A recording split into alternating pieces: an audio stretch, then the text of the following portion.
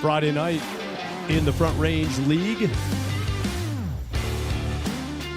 with the Fort Collins Foxes visiting the El Paso County Baseball Miracles. With Larry Haskins serving in the leadoff role tonight for the Fort Collins Foxes. He's in against the starting pitcher, Reese Featherston, making his third start of the season for the Miracles. Strike one from Reese Featherston, pitching to Louis De La Cueva behind the plate. Featherston, right-handed pitcher, recently relocated to the area from Wisconsin. Took a job in Colorado Springs, has another year of eligibility collegiately, would like to work on a master's degree, and so he said, I might as well play some ball if I can in that stretch of school. And Featherston getting some work. He's going to go upstairs with a breaking pitch, 2-1 count. 2-ball, 1-strike count to Larry Haskins, the left fielder leading off. He'll chop that toward third, retreat step, and across the diamond, and the throw's up, but nicely played at first base by Austin Reese, who maintained the bag, thought about jumping, and then was able to leave the foot on the bag and record the out. 5-3 on the ground out, one away.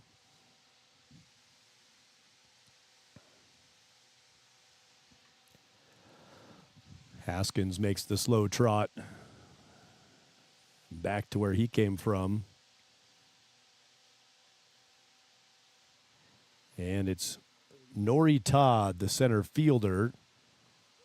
Strike one to Todd. Good pitch from Featherston on the outer edge of the zone.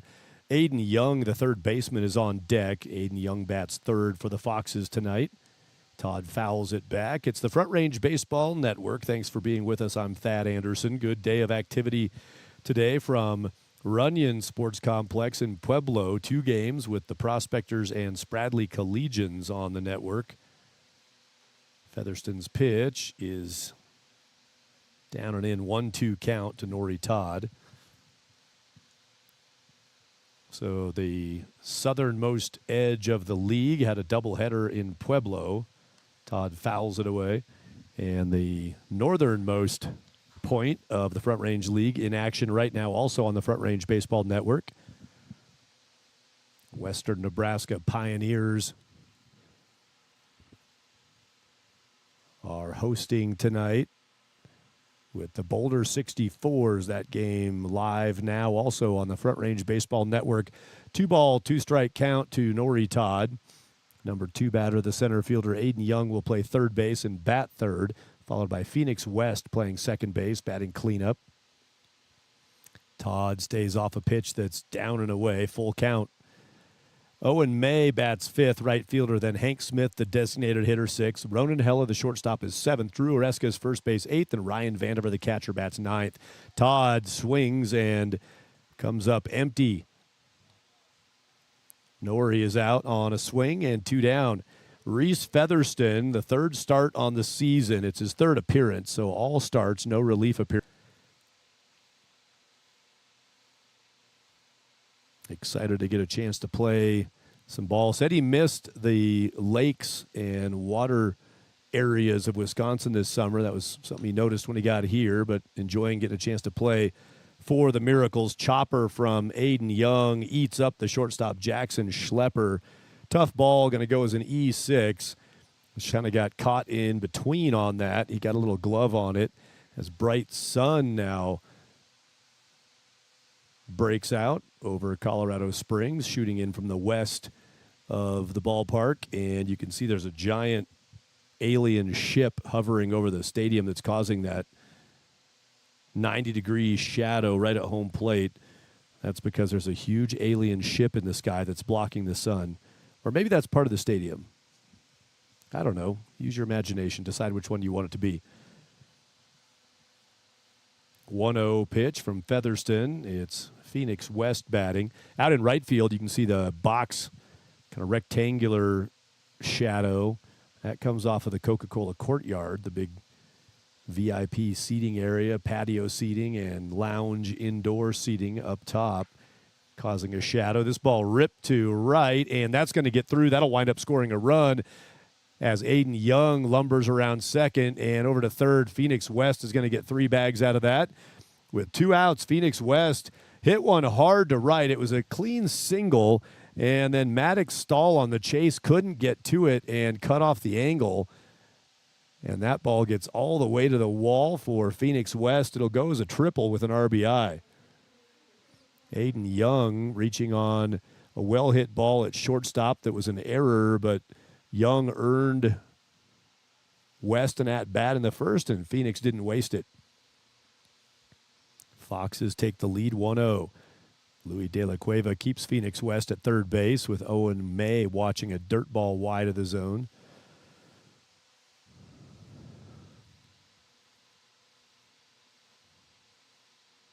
1-0 pitch from Featherston.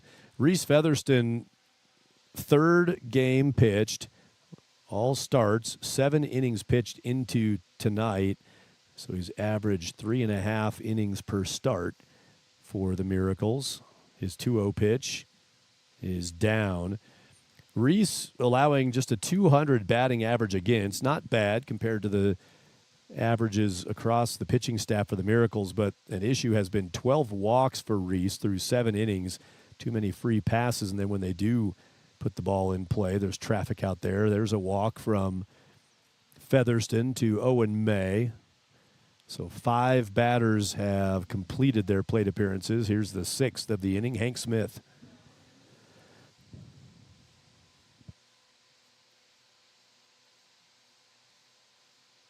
Reese Featherston had 167 pitches thrown through his 7 previous innings, an average of 24 pitches per inning, which is definitely higher than you want to be in any pitching role, and as a starter for sure. 24 per inning is a lot of work. That'll add up quickly, and it does. That math comes to about 3 to 4 innings, and you're hitting the edge of a pitch count that you'd want to chase in a summer league.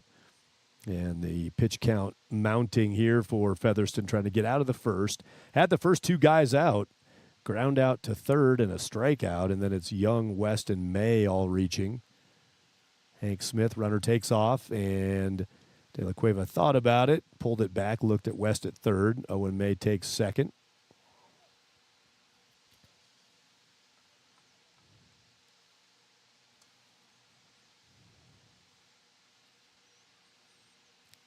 One ball, 2 strike count to Hank Smith.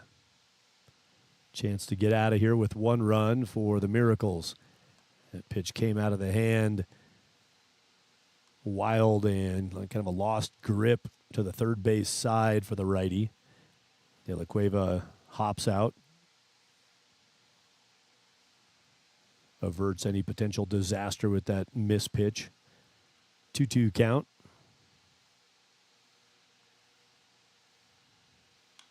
Smith gets his hands down in on that and fights it off for a 2-run single with 2 away. Phoenix West scores. Owen May scores after taking the bag at second. That pays off. Hank Smith with 2 strikes. Nice piece of hitting. Tough pitch down and in. Pretty good pitch from Reese Featherston. He's got to be a little frustrated there. He executes the pitch, and Hank Smith just outperforms it. Pulled the hands in and down and lobbed that to center field. He's part of the Betty Bloop Club. 2 RBI.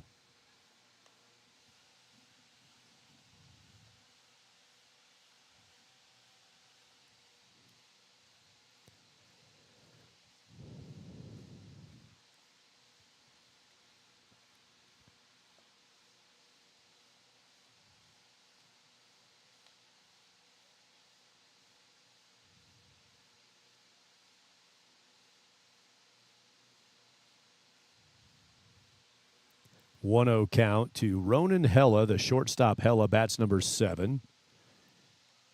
And a thick inning unfolding now in the first for the Foxes. Ronan wearing number 36 tonight. He had 37 previously, but now a couple games he's been in 36. That is Ronan in the 3-6 jersey. Into second goes Smith. Yep, they're going to send him back.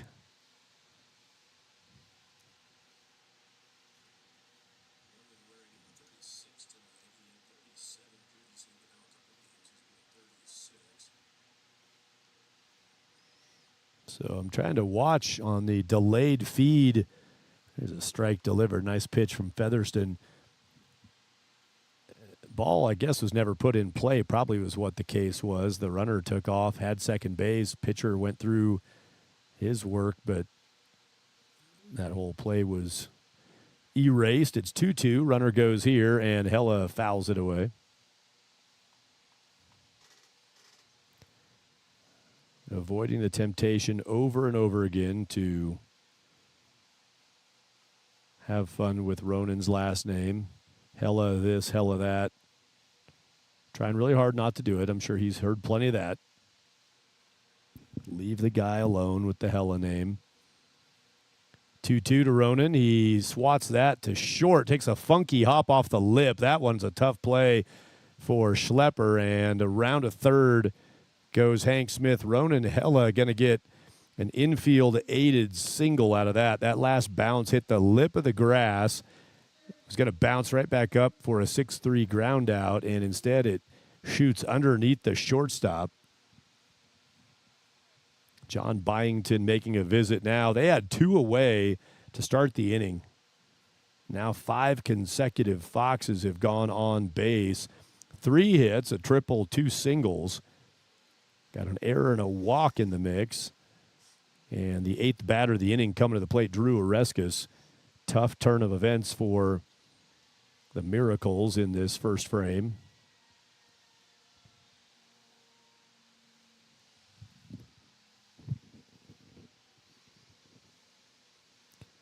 I hear the city sounds. You often hear air traffic close to the Colorado Springs airport. That sounded like maybe some emergency vehicles. I thought they were heading to the mound.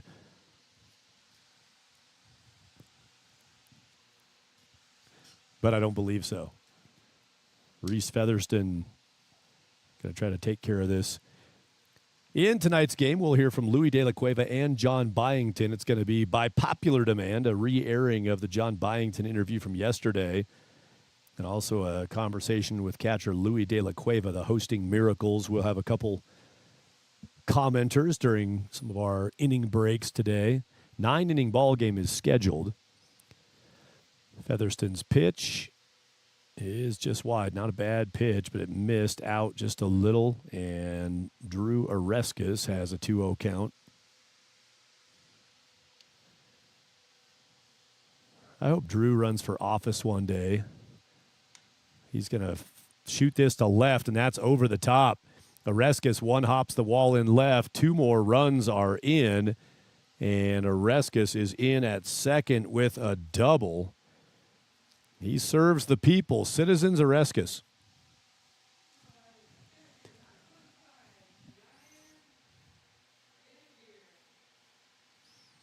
And now all the Foxes will have their chance to bat in the first inning as Ryan Vandiver steps in, number 9 spot, the catcher. 5 runs on the board.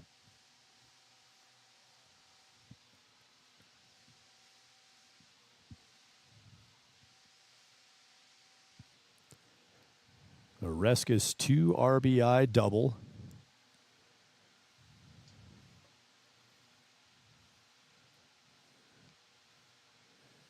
That pitch skipped in. 2-0 count to Ryan Vandiver.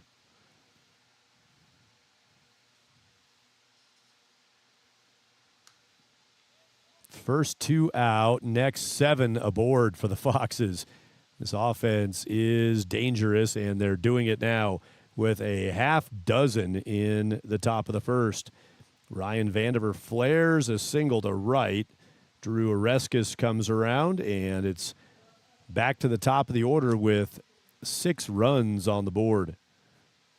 Larry Haskins bats for a second time. Haskins grounded out to third. Nori Todd struck out before all this happened. Courtesy runner Drew DeVries for the Foxes. One of the small handful of Dortians on the Foxes roster. Drew goes to Dort University in Iowa. with Matthew Eubanks, one of the Foxes' pitchers, and Drew Oreskes, who just scored, down for a 2-0 count. Starting pitcher for the Foxes will be Eric Bergquist, and it's the kind of night you get loosened up in the bullpen, ready for the bottom of one when it happens, and it still hasn't happened. Bergquist, a long wait after his warm-up, and there's a strike for a 2-1 count to Haskins. Good to have plate umpire Ben Ayette behind the plate. Does a great job. And also his pitch is down, bouncing in. DeVries reads it nicely. Drew DeVries, a right-handed pitcher for the Foxes, doesn't get to run bases often. Having a good time with that assignment as a courtesy runner for the catcher, and he'll take a bag. Good read on a dirt ball. Plate umpire Ben Ayette also works with the assigning of the umpires, the scheduling, crew chief, and some things. Haskins fouls it away into the patio furniture. Some people sitting over there in the patio area tonight.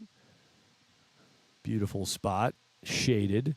And somebody to grab the foul balls over there, too. A lot of balls end up going over there. That's a prime location for foul shots. I want to see somebody make one in the trash can. Haskins lifts this to right field. Beyond the shadows into the sun goes Maddox Stahl. 10 batters in the top of the first for the Foxes of Fort Collins, leading the league in the standings table and trying to hold that lead over Boulder 64s, who are playing at Western Nebraska Pioneers tonight.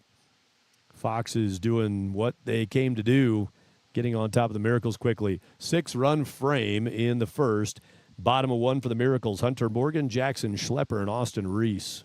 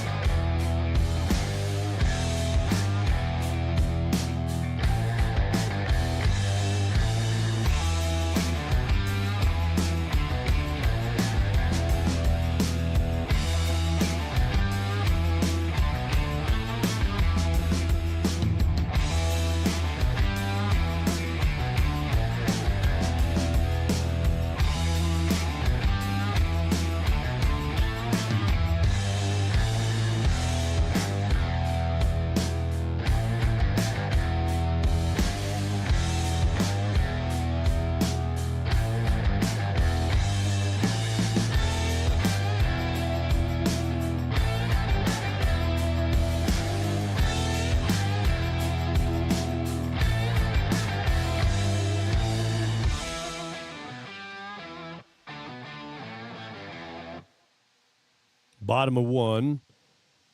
Here are the Miracles for their first chance to answer. Yesterday, they had a doubleheader scheduled, did the Miracles, with NOCO Prospectors, 2 7-inning games. Only got one of those in. It was a 5-inning decision. Strike there is going to make it an 0-2 count. Bergquist ahead of Hunter Morgan, first hitter for the Miracles. They got through 5, and then it'd been raining, and the field finally just couldn't do it anymore. It was getting slick in the batter's boxes, mound, and around the bags. That game was called and booked as official after 5. And the second game of the doubleheader was scrubbed. Here's a 1-2 pitch from Bergquist. Swing and a miss. Hunter Morgan is out on a little off-speed from Bergquist. 1 out, and Jackson Schlepper, the shortstop, comes up. In game one yesterday, the NoCo Prospectors scored 4 runs in the first inning, top of the first. Not the 6 that the Foxes just got, but still big run output, 4 runs. And the Miracles answered with 2 in the bottom of the frame. Made the game more interesting right off the top, keeping them in strong contention after 1 inning. They need to do the same here. They've got 1 out, foul ball off of the batter, Schlepper, in the box. He's on the back line of the right side batter's box. And that pitch hits the inside edge. Berquist nails that. Got Kieran Lawing and Ross Frank running the gun and the chart behind the plate. You can see them at the bottom of your screen. And this hit by pitch to Schlepper bails him out of an 0-2 count. Schlepper hit by pitch with 1 down. He's at first. Austin Reese, number 3 batter for the Miracles.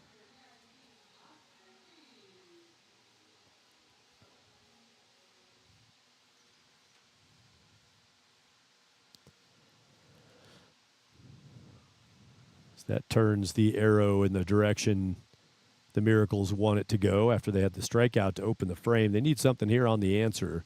Cut into the 6-0 situation. And they got Reese and Stahl in now and up next. Strike 1 to Austin Reese. First baseman is Reese. Stahl, the right fielder, bats 4th. Louis De La Cueva in the 5 spot, catching. Nicholas Brainerd has third base, hitting 6. Bryson Martinez plays position 7 and bats 7, the left fielder. Logan Wilson designated hitting, batting number 8. And Mason Aaron, the second baseman, bats 9 for the Miracles.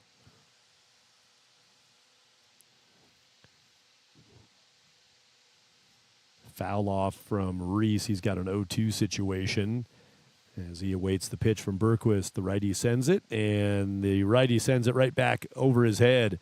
Reese, and now Todd has a little bobble in center field. Error is going to move up the runner. Single for Austin Reese, and Schlepper goes to third on a bobble in center. First hit of the game for the Miracles.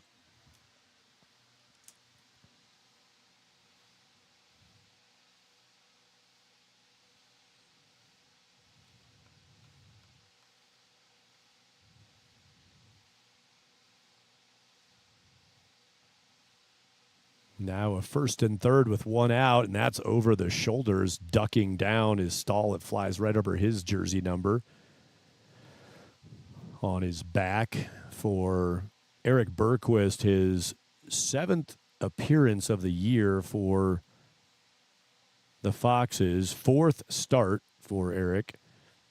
Through 6 previous appearances, 11 innings pitched, so a little under 2 innings pitched per appearance. Chopper, and that might be nobody available. Good play by Ronan Hella at shortstop. The only out that could be made on that play was made by the shortstop Hella.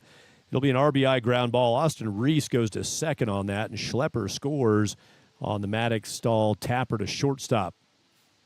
Miracles get on the board.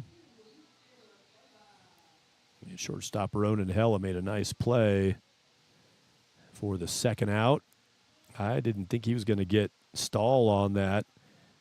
Made a good pick and a quick 1 foot down and let it fly. Took all that, any hesitation in that movement through the ball would have been a safe call over at first. Stahl is out. Louis De La Cueva hacks and misses for strike 1.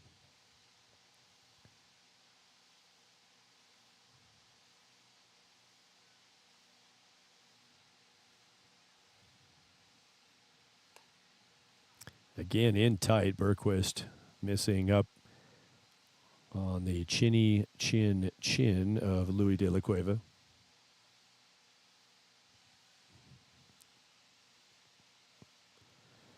One pitch with 2 away. 1-2, swing and a miss. Off speed from Berquist. Eric, 9 walks, 8 strikeouts in his 11 innings of work before today. Has a K in this inning. No walks. Has a hit by pitch. Runner takes off. Fouled off by De La Cueva. Back to second. Goes Austin Reese.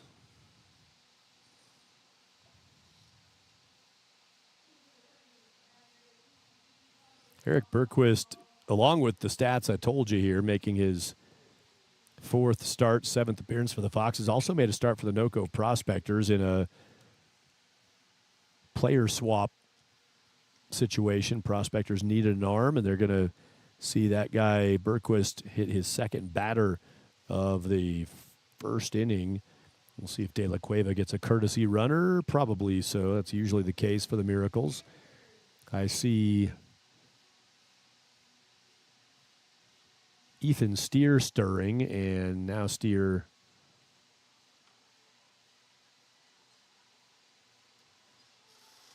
beefs up at first base. Ethan Steer courtesy running for Louis De La Cueva. With 2 outs, Eric Bergquist trying to get himself through the first frame. Ben's one that stays out of the zone. If the mound was at 63 feet and 6 inches, that would have been a strike, but from 60 feet 6 inches, it didn't have quite enough time to break its way to the zone. 1-0, 1-1. Big swing by Nicholas Brainerd. Took a hand off the bat. He gave it all he had on that hack.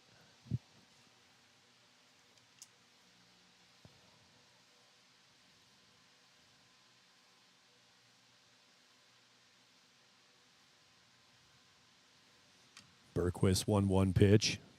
Runner takes off. Going to throw on the trail runner, and the ball loose in center field. That's going to move everybody up. Double steal. Steer's going to pull up at third, and the second run of the game comes in. Austin Reese stealing third, scoring on the E2 on the tall throw from Vandiver. Courtesy runner Ethan Steele goes all the way to third from first, and I'll let you hear my text I'm going to voice to Ross Frank, who's down on the radar gun. Hey, Ross, period. I'm up behind you, period. If you have your phone, comma, let me know what velos you're getting on Bergquist.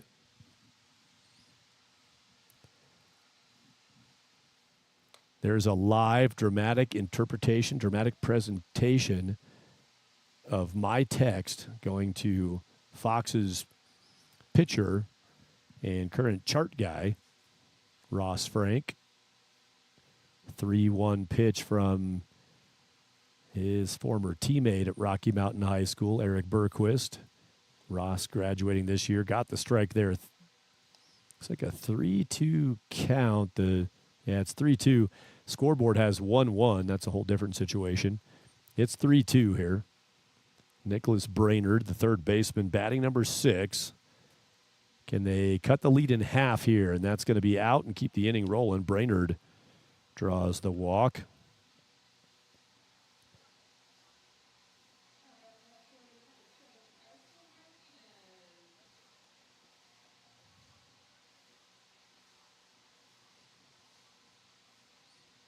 All right, so the text was sent. If you want a little subplot, watch the bottom of your screen. Let's see if Ross Frank goes for his phone. He probably doesn't have it on him, honestly. Most players wouldn't. But when you're charting, you might. Kieran Lawing is next to him. So let's see if Ross flinches for the phone. Looks like no help. Should I just yell out the window? Use the old style before text was around? Carrier pigeon or just voice carry. Runner takes second base. Brainerd unopposed from first to second. Second and third now, and 2 strikes against Bryson Martinez. Big spot for Martinez here. If he could drive in a pair, kind of like yesterday, they went down 4-0 and came back to a 4-2 tally after 1 inning, down 6-0 to start this bottom of the first. A hit would get it to 6-4. Bergquist on 0-2, and there is the base knock. Going to score a pair. Extra bases for Bryson Martinez. Down to the foul pole in the corner, picked up and shot back in by left fielder Larry Haskins. And the Miracles do get the answer. Well, let's all have a moment of pure honesty.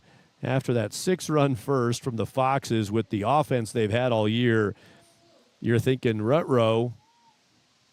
And the Miracles flip it in the bottom of the first and have an onslaught of their own. 8th batter of the inning, Logan Wilson. Miracles are here to play.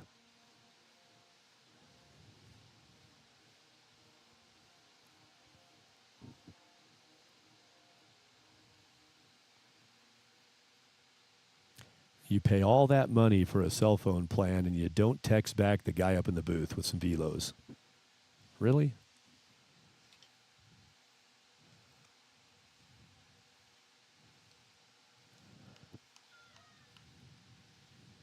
Ball 1 to Logan Wilson, Mason Aaron on deck.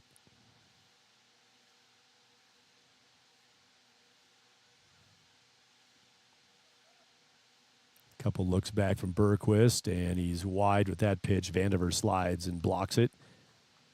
Ask about the offer. Nope. Corey Monroe in the middle of the diamond in the C position for an umpire. Gave it the he did not go around on the appeal out to the field umpire, thanks to Ben Ayette and Corey Monroe, our 2 umpire crew on the game tonight at Blocktickets Park in Colorado Springs. Bergquist is in tight there, 3-0 count. First batter was out, then a hit by pitch single, RBI ground out, hit by pitch walk, double, 2 ribbies for Martinez.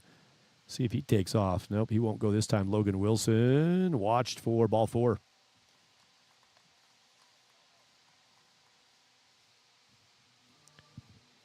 You've got 4 free arrivals at first base, 2 hit by pitch, 2 walk in the inning. And the number 9 batter for the Miracles will get to the plate in the first. Fox has rolled over their order in the first, sending 10 batters up, and now the Miracles on their 9th. Mason Aaron liked what he saw, and he fanned at that. Looked like that was off speed. Aaron fired the swing and then kind of shut it down as he was out in front of that. Sort of did it again, though. He's not seeing Bergquist well. That's 2 good pitches from Bergquist on the outer part of the zone, and Aaron swings feebly through both of those. 0-2 count with Hunter Morgan on deck, top of the order for the Miracles. Aaron gets one in toward his hands, lobs it toward center field. Nori Todd catches that. And the Miracles answer with a 4 spot in the bottom of the first inning. Hey, do you like your offense? How about 10 of them thar runs in the first inning? 10 scored. Foxes lead 6-4 after 1, and they'll have their center fielder, number 2 batter, Nori Todd, to lead off.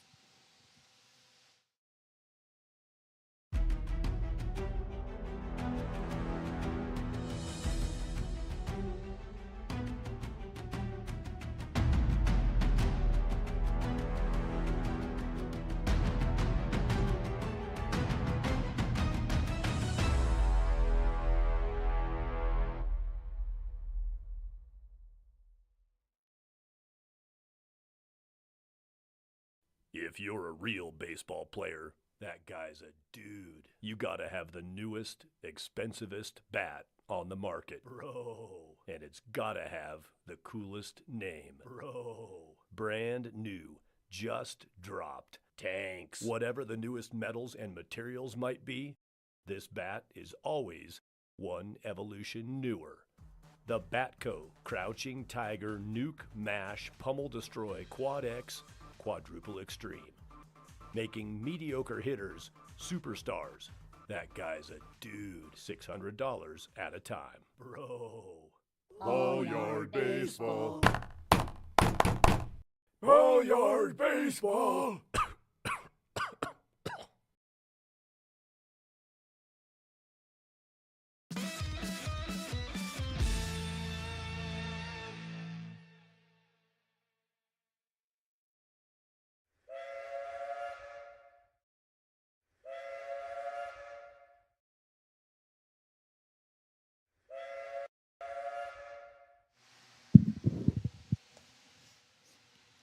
There's ball 1 to Nori Todd, opening the top of the second.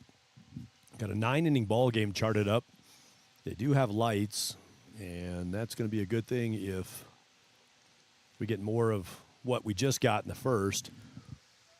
That was probably about a 30-ish, 32-minute first inning with 10 runs plated.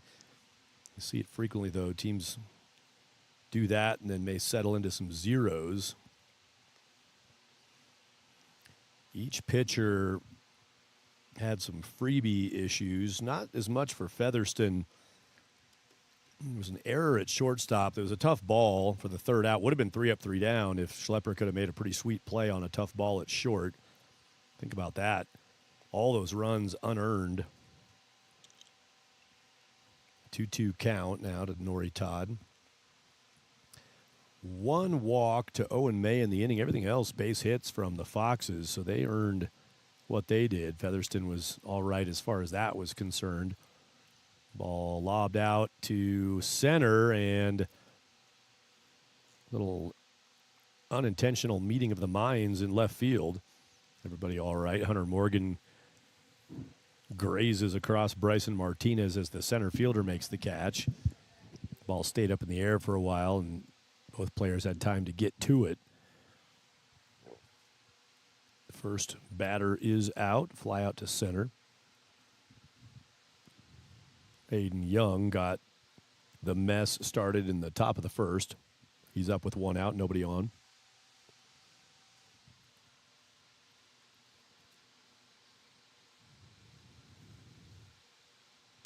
He'll hit a 2-hopper to second. Aaron knocks it down. He's got time and gets the job done. Young out on a ground ball to Mason Aaron at second base. Moving to his backhand side toward the bag at second. Aaron knocked it to the dirt.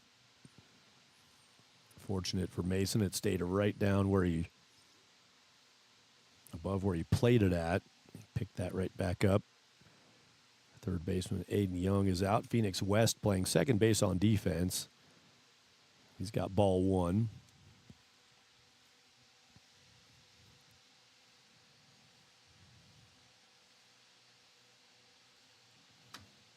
West drives that to right field. That is over the head of Maddox Stahl up against the wall, and Phoenix West has a double and a triple. So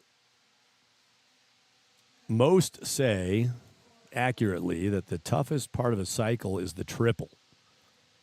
He's got that checked off in his first AB. He's got a double in his second AB in the second inning. It's a 9-inning scheduled game. Phoenix likely to single at some point here. And don't tell me he's not going to be trying for the jack if he's got all but that for a cycle. I mean, he should be, right? Nobody would fault the guy. Go up there and swing out of your shoes.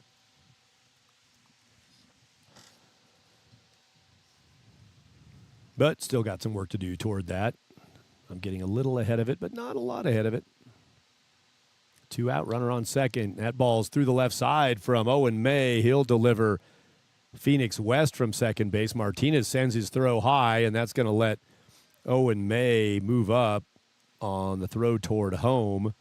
That one had some altitude to it that May read correctly. It's a single for Owen May and an RBI as he delivers Phoenix West. May 1 for 1, had a walk in the first. Scored, now an RBI, has a stolen base. Nice stat line after 2 plate appearances for Owen May. Hank Smith, the DH. Hank right back up the middle. That's going to score another run. Owen May coming around, and the Foxes. This offense is and has been all year impressive. They were held down yesterday in Gering, Nebraska. Not held down here. With 2 outs, they go double, single, single. They have scored all of their runs with 2 outs and nobody aboard. So each inning, it's been 2 down, first 2 guys out, no traffic, and they have 8 runs plated all after those starts to innings. That is absolutely atypical. There's a shot at third that Brainerd tried to short hop pick on a kind of a backhand grab, and that didn't work out. Hard hit ball from Ronan Hella. He'll end up at second. We'll go double. I don't know. I should go down. I should run down and ask the third baseman, Nicholas Brainerd, how he would score that. I was going to say that's the most official score. That's probably not true either. Probably not going to get the most statistically accurate interpretation, but Brainerd would probably like another shot at that ball just to try to play that a little differently. Ate him up. Drew Oreskes had a 2 RBI double, driving in a couple more, and then he scored the final run of the first inning, did Oreskes, on a single from Ryan Vandiver. Drew's back in. Got impressive Sun pounding now with some of the players on the left side of the defense having to shield their eyes. Sun working its way down over the Rocky Mountains west of Colorado Springs. And you got the lights in full glory. Electricity proving its contributions while the Sun tries to remind everybody who's boss.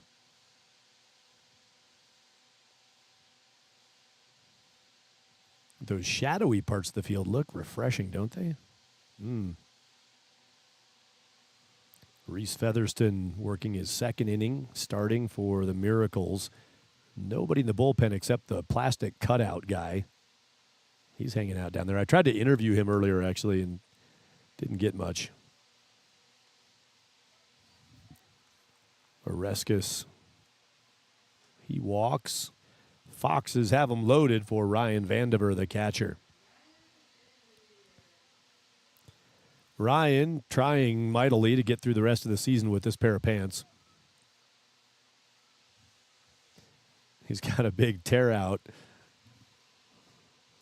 on his right hip. There's a strike. Ryan's a guy I've known since he was somewhere around 12-ish years old. He went to Pooter High School in Fort Collins. I asked him if he was, he lived out, if he was kind of a ranch guy. That's kind of a stereotype or a truth about Pooter. This ball fouled, going to get out of play into the tunnel and then bounces up into the stands. Ryan said, no, I never really lived on a ranch, but a bunch of my buddies did, so I used to go ranch around with some of those guys. He's kind of got the baseball pants that look like he might have been ranching. He's been catching. That's what he's doing. Played some defense also out facing toward the plate instead of from behind it. Versatile athlete, Ryan Vandiver. Takes that. It slices from chin level down toward Louis De La Cueva behind the plate. 1 ball, 2 strikes. Good layoff by Vandiver. And Featherston didn't miss by a lot there. Good setup pitch. He's got some options now. Vandiver fouls this down the third base line, bangs off of the bench in the empty Foxes bullpen.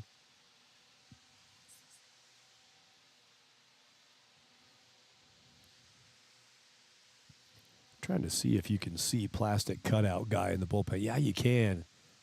Keep an eye on him. That guy's dynamic. He does some things down there. The very right edge of your screen, beyond the dugout, the white top dugout. If you really check it out, you can see stand-in guy. Nice block by Louis De La Cueva and Reese Featherston. Noticed Reese has not been backing up on a couple plays, and that's just a fundamental moment there. Reese not playing ball. I think he told me, I'm trying to remember if it was Reese who told me it'd been like 9 months since he had chucked it. I'm trying to remember if that was what he told me. I know it's been a little bit. He obviously came in late to the Miracles. That time he did a good job of reading that pitch, and he headed for the plate right away. De La Cueva, nice block. And again, Louis contains this pitch. Featherston's going to now step up with a 3-2 count, and the runners can go on 2 outs. Nowhere to put him. Reese Featherston told me he just finished up at UW Whitewater, University of Wisconsin Whitewater, a juggernaut athletic program. Here's the 3-2. Runners on the move, and Vandiver's going to put that to right. On comes the right fielder making the catch, Maddox Stahl. Nice read by Stahl. He took a little bit of a banana, a little bit of a bubble move toward center field, and then busted in on that sinking liner from Vandiver that would have been trouble for 2 runs. It's a line out to right, and the Foxes have sent 18 batters to the plate in the first 2 frames. Yeek. They've scored 8 runs, all after the first 2 guys were out both innings, 2 out, nobody aboard, and that's turned into an 8 spot for the Foxes as the Miracles got 4 for themselves in the first. They'll take another shot at it in the bottom of 2. Back to the top of the order, Hunter Morgan, Jackson Schlepper, and Austin Reese.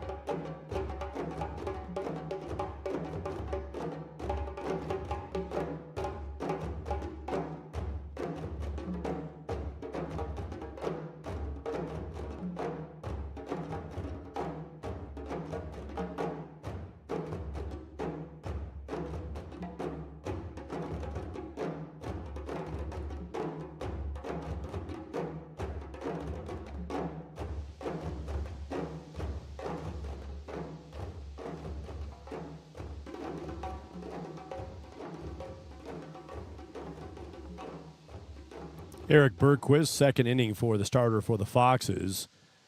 He steps up against the top of the order. Second time he'll take a shot at these guys. He struck out Hunter Morgan his first time up, and Morgan has 1 strike after a swing and a miss.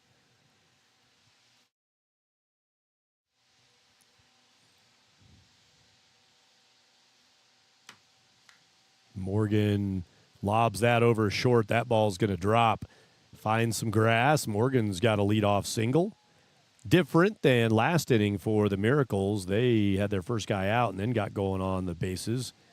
Here they've got leadoff man aboard, Hunter Morgan. Ryan Vandiver's back out there. As we were going to the commercial, or not the commercial, but the percussion break, the bongo break, Vandiver had batted. He was going to change out, but Vinny Engel came out, catcher for the Foxes, to warm up the pitcher, Bergquist. And he had full gear on, which is cool. You don't always see that. Sometimes just the mask for the stand-in catcher. Bunt down, foul off of Schlepper's bunt try. Well, I was hazing Ross Frank a little bit, and Bro didn't deserve that at all. He did text me back, and he said Bergquist was between 78 and 81 in that first inning on velocity, 78 to 81 on the fastball. And now Ross has been pulled from his job. There's 3 guys down there, and Ross Frank has been yanked from duty. He's not part of the radar and chart crew. 3 guys for the Foxes. Back pick to first. Oreska slaps a tag down backhand style behind his back. Back is Hunter Morgan. Catchers love that. Vandiver ripping a throw down the first base side after the bunt. Kind of got the high alert on that the runner might have something going on. Good baseball from Ryan Vandiver. 1 ball, 2 strike count.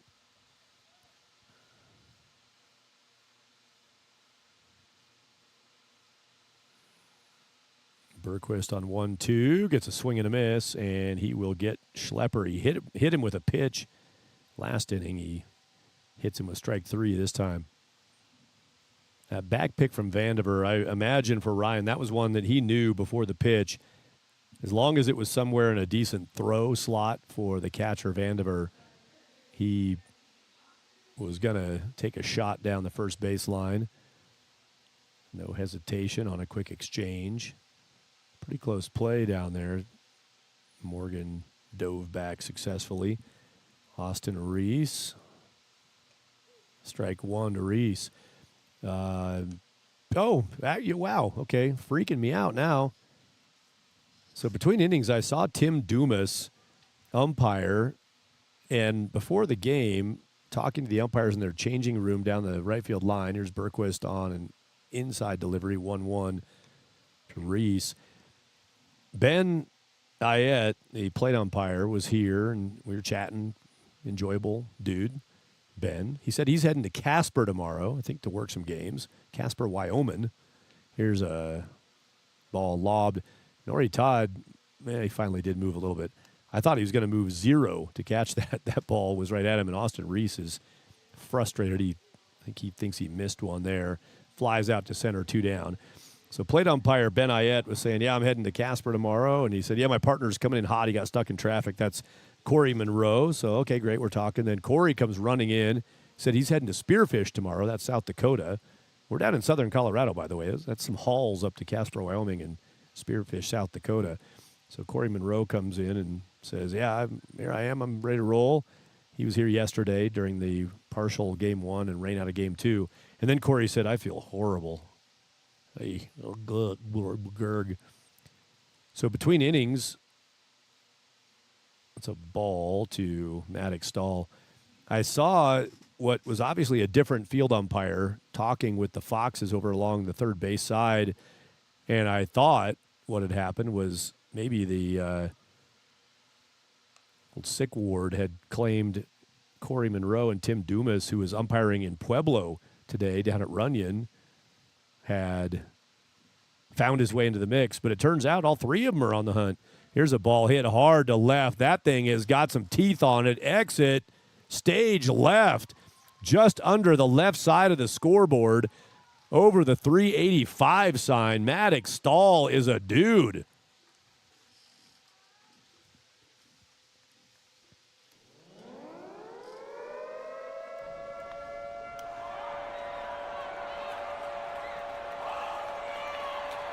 That ball is yard.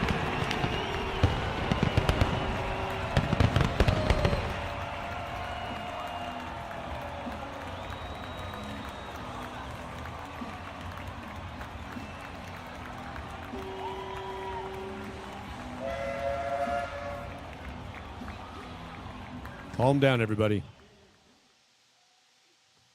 Simmer.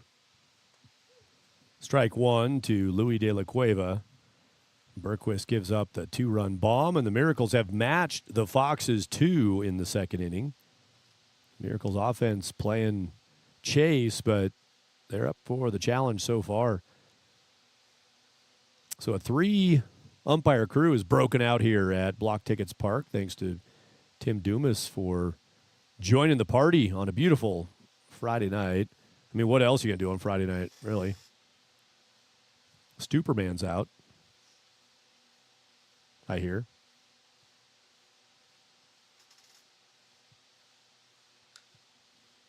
De La Cueva on a 1-2 pitch. Elevator shafts one. And first baseman Drew Oreskes comes in and bails out catcher Ryan Vandiver. That is no man's land for a catcher. Tough ball on the angles, and Oreskes makes the good first baseman play there. You typically want to take the pitcher out of it, and if you can get the catcher out of that ball that's up in front of home plate on the fair side, Oreskes had a while to get there. That thing was launched straight up by De La Cueva. It went about 18 feet in front of the home plate, and it went about 70 feet up in the air, if not a little more than that. De La Cueva pops out, and the Miracles get 2. Each team with a pair in the second. It's 8-6 to the third inning.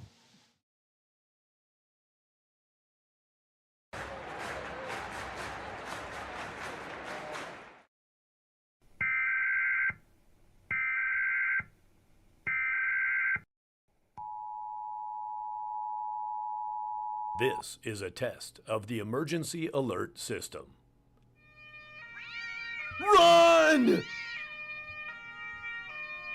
This has been a test of the emergency alert system. In the event of an actual emergency, you're probably cooked.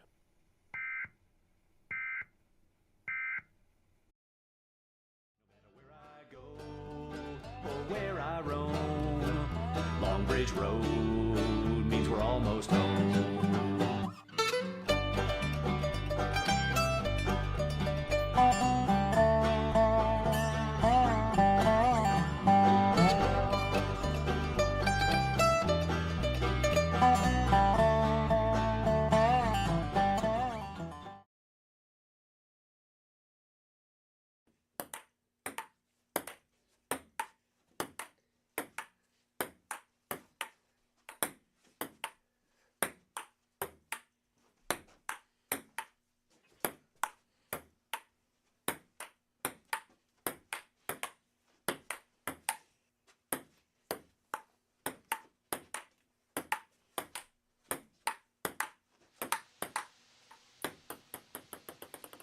Oh, my bad. Service.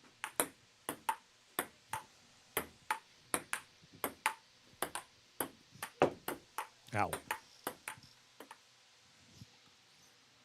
Strike one to get us to the third inning with Reese Featherston into his third inning of work. Nobody in the bullpen for the Miracles.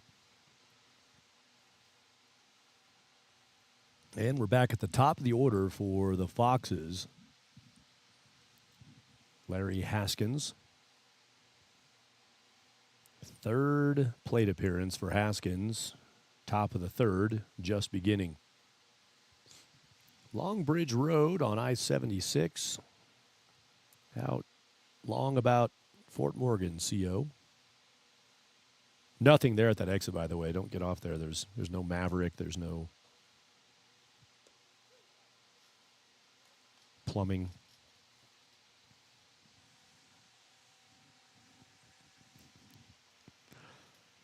Two count. Haskins on the pitch from righty Featherston will go to a full count. I like Ben Ayette. I mean, I knew I liked him anyway, but guy does a good job communicating behind the dish. Obviously a seasoned veteran umpire. Haskins to right. That ball will curl around to a forehand grab for the right fielder Maddox Stahl with his glove hand on the foul line side of his body. Ball kind of had a little tail to it, looped its way to the glove.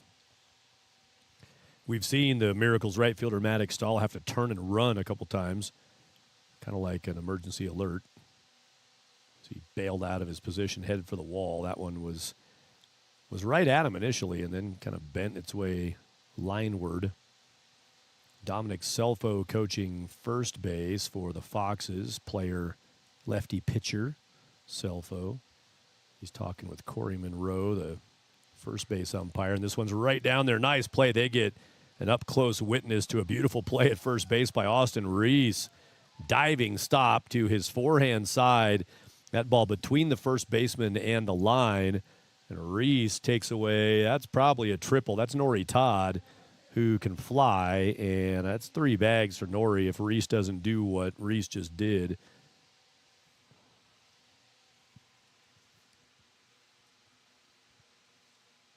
Two balls to the right side, one from a righty batter. Haskins went oppo on the tailing liner to right field. Now the lefty Nori Todd pulls one, bounces on the infield that Reese erases. Reese's.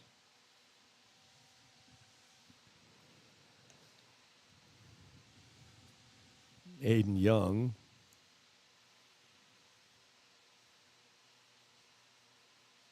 has a ground ball to short that got through as an error and a ground ball to second that was an out. His third plate appearance of the game.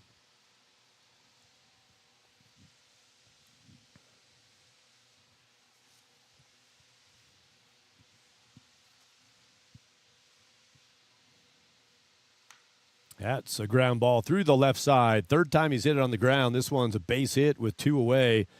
The Foxes in the first inning had a ground out strikeout and then hung up a 6 spot. Second inning, they had a fly-out ground out and then hung up 2. Here they have a line-out ground out, and will they again score after going 2 outs and nobody aboard? Aiden Young takes step 1 toward that feat. Phoenix West don't usually do it this way, but hey, Phoenix, come on. Home run or a single here. I don't care, either one. Check off a box right here. Trying to get a connect 4.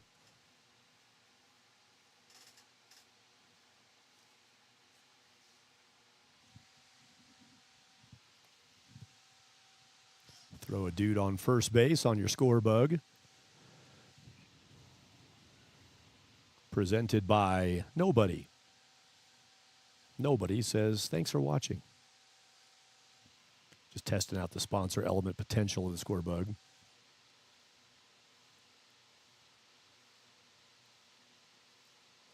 3-0 count to Phoenix West. I think plate umpire Ben Ayette's a little frustrated with the scoreboard operator. It says 2-0. There's a strike. Plate ump does a good job of when he sees it's off, he'll throw his hands up. Well, now he throws 2-1 up there, so maybe that wasn't. I thought he put 3 fingers up, but there's been several times tonight when it was different. He'll signal kind of over his shoulders, trying to get the booth to notice it. Scoreboard operator 2 windows down. And that was ball 4, so I think he even got hung up on himself a little bit there as Phoenix West puts a second guy aboard after 2 outs, and here we go again. That, by the way, did not assist the cycle, but that's okay. Whatevs.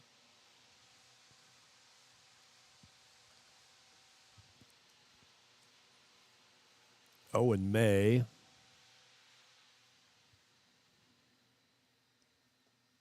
takes strike 1.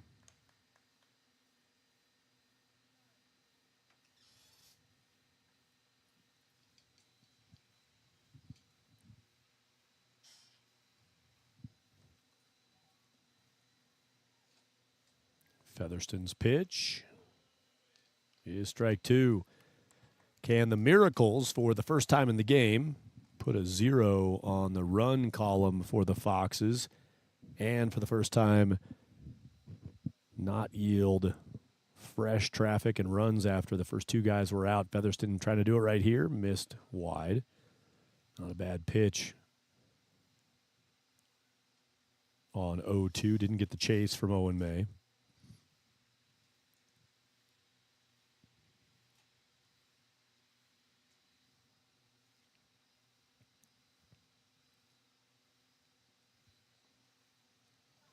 Blocked by De La Cueva, and he jumps to action. Strikes a pose.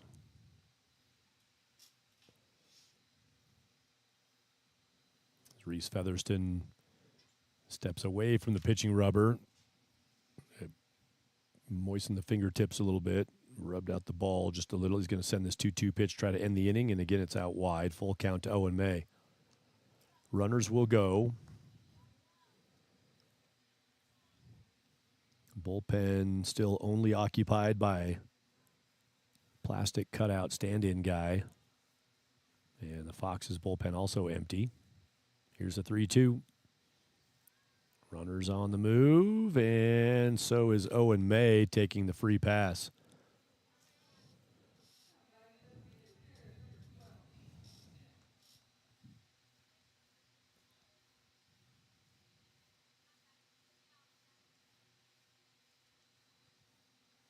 FrontRangeLeague.com is the website. You can click on standings there to look at the chase in the back part of July now. Hank Smith steps in. Fox is looking to put another number on the board, and they'll get it. Couple runs are going to score here. Hank Smith doubling with 2 outs, and they've done it again. This is kind of crazy now. 2 out, nobody aboard. And it all happens after that. You talk about 2-out RBI and 2-out production. In this case, it's coming with the bases clean. They're building from nothing with 2 outs. Foxes get to double digits in the top of the third. It's 10-6. FrontRangeLeague.com. You can check all things FRL and click on standings hosted by Fort Collins Baseball Club on the Sports Engine platform. There's some kind of system glitch going on with Sports Engine. The standings not displaying right now, so we're investigating that, trying to work that out. You'll be able to find those there once that issue gets resolved. 1 ball count. Hella chops this foul trickling down the line. It's 1-1. So Sports Engine really letting us down here with the standings not being there. So we figured this out. So I get hold of Sports Engine, and I'm like, hey, what the are we doing with the standings? I mean, we need our we can't. Nobody can deal with this. It's a bunch. And then their bot said, we'll get back to you shortly. Hella reaches for that and fouls it back. Get the fishing net. Could be, nope, not anywhere near the booth.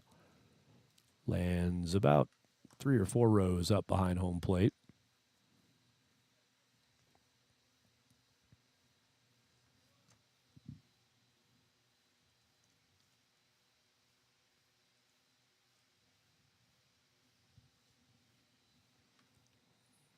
Reese Featherston trying to close an inning again here with 2 more in for Fort Collins. Hank Smith has 3 hits. That strike 3 is going to be an out with Hella thrown out on a drop third. Ronan is out for the first time in this game. But the Foxes go for another 2 runs on 2 out, nobody aboard. They build it up, single and a walk, and then another walk, and then the 2-run double from Hank Smith. Hank is now 3 for 3 in the game, 2 singles, a double, and he has 5 RBI. 5 of the 10 runs have been knocked in by Hank Smith, swinging it through the first 3 innings. Miracles have Nicholas Brainerd to the plate in the bottom of 3.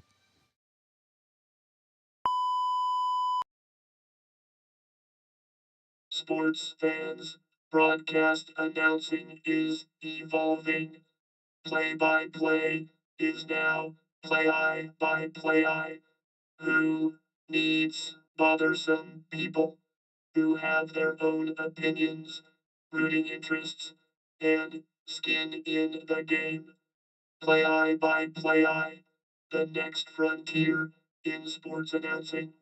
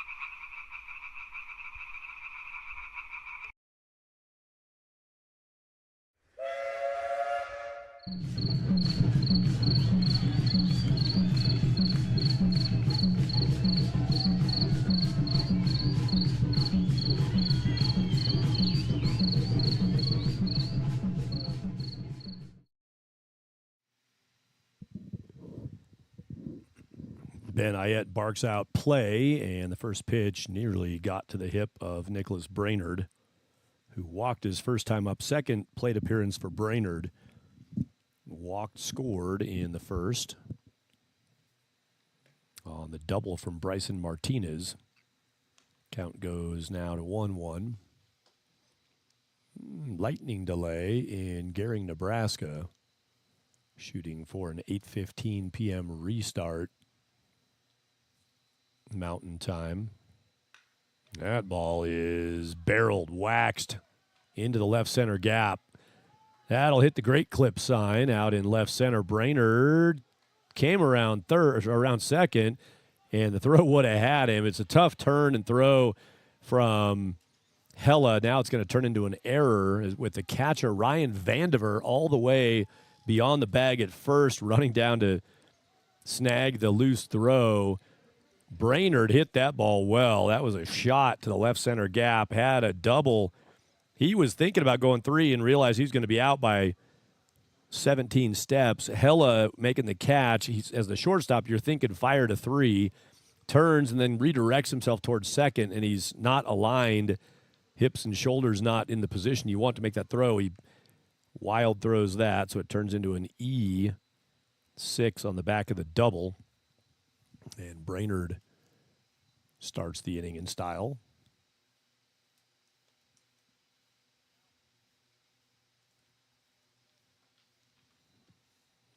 Bryson Martinez batting. Foxes have had 0 leadoff batters aboard in their 3 innings. Miracles now have had 2 of their 3 leadoff batters aboard. Strikeout in the first for Hunter Morgan. Morgan led off again in the second. He singled and scored in the inning. And now Brainerd doubles to open up the third. There is a quick work approach from Eric Bergquist as he sends Bryson Martinez away with an outside edge strike that hangs a K up. Bergquist has a strikeout in each inning, 3 Ks to date for the starter, the righty Eric Bergquist.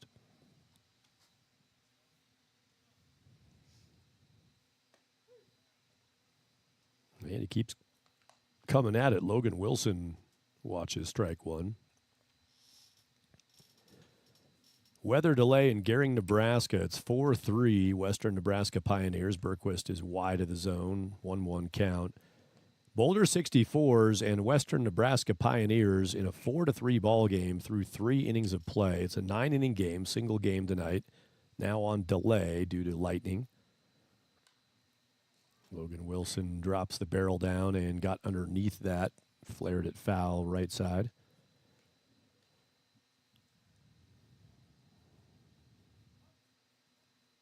The 64s will bat in the top of the 4th when the delay ends at Oregon Trail Park. And that game is between the number 2 and number 3 teams in the standings. And I think last I looked, and again, the standing game or a game that separated the 64s and the Pioneers in the standings.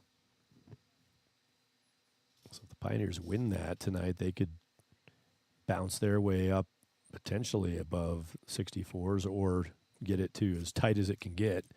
Bullpen ball came flying in from the right field side. Miracles do have action in the pen. Now a foul ball into the netting above the first base dugout.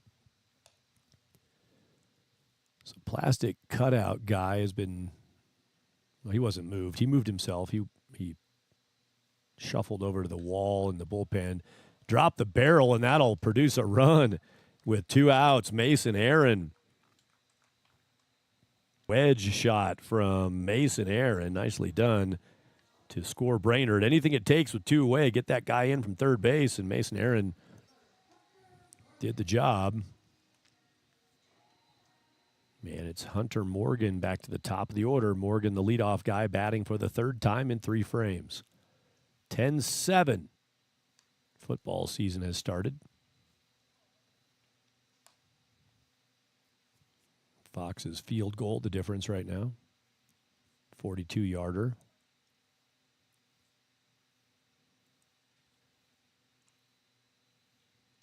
Bergquist down in the dirt.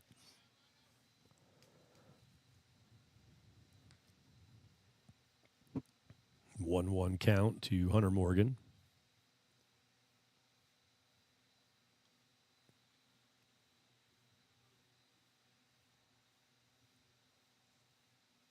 Runner goes. Morgan swings for a strike, and Mason Aaron out on the steal try.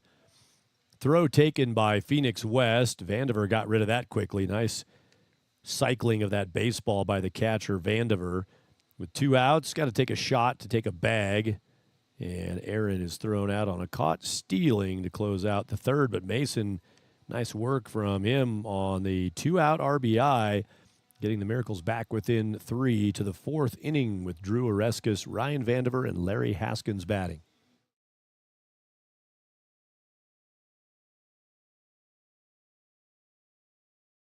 Cliche Country, Sugar Lake's unicorn of radio. Wide open and in the saddle. Tough, gritty, We are servant leaders with exceptional bandwidth who give 110%. So open a can of worms and beat a dead horse.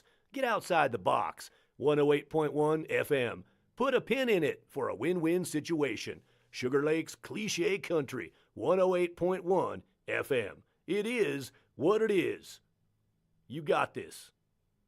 Have a nice rest of your day.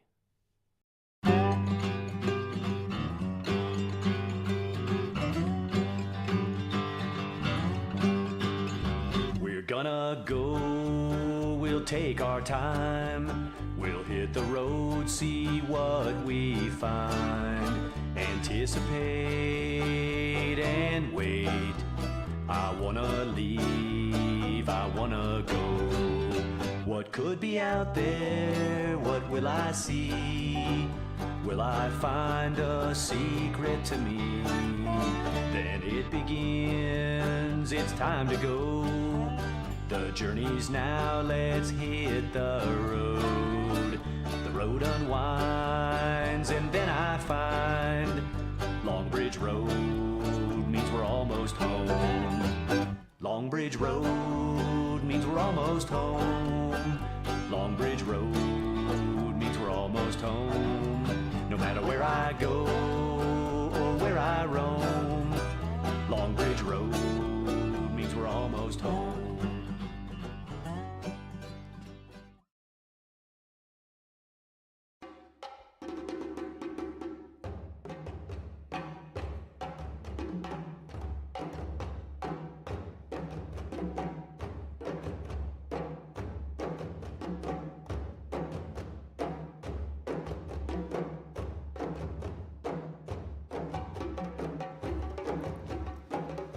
Pitching change for the El Paso County Baseball Miracles, but difficult to detect, although the height is different, so that gives it away with Reese Featherston leaving the mound after his start. He went 3 innings.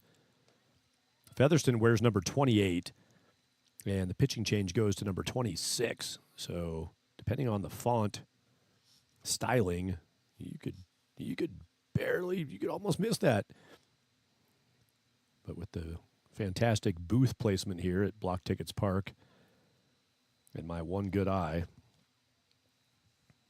26 on the bump, Connor Cholez. Cholez has a 2-0 count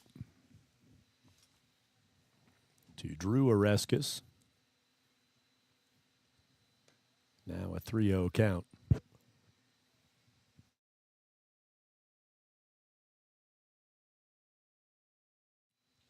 Both bullpens have emptied out. No action on either side.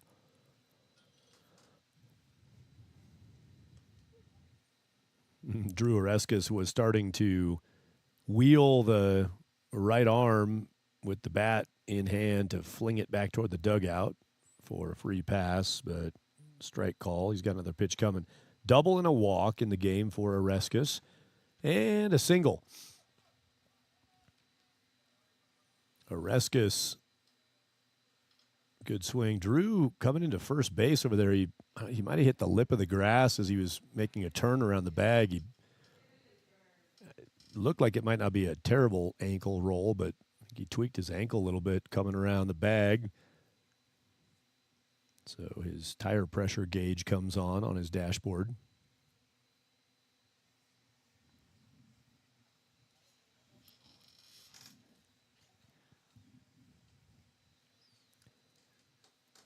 Single for Oreskes.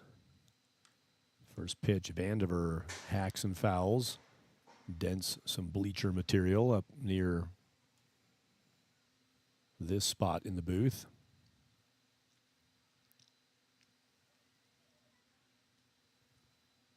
Almost smack behind home plate. The camera angle you see is the booth that the Front Range Baseball Network stream emanates from at Blocktickets Park.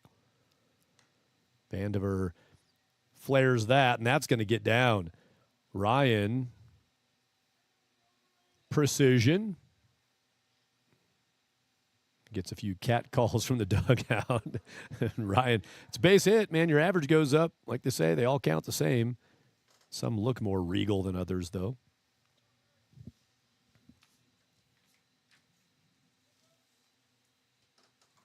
Back-to-back singles. Oreskes just up over his helmet. That'll learn you.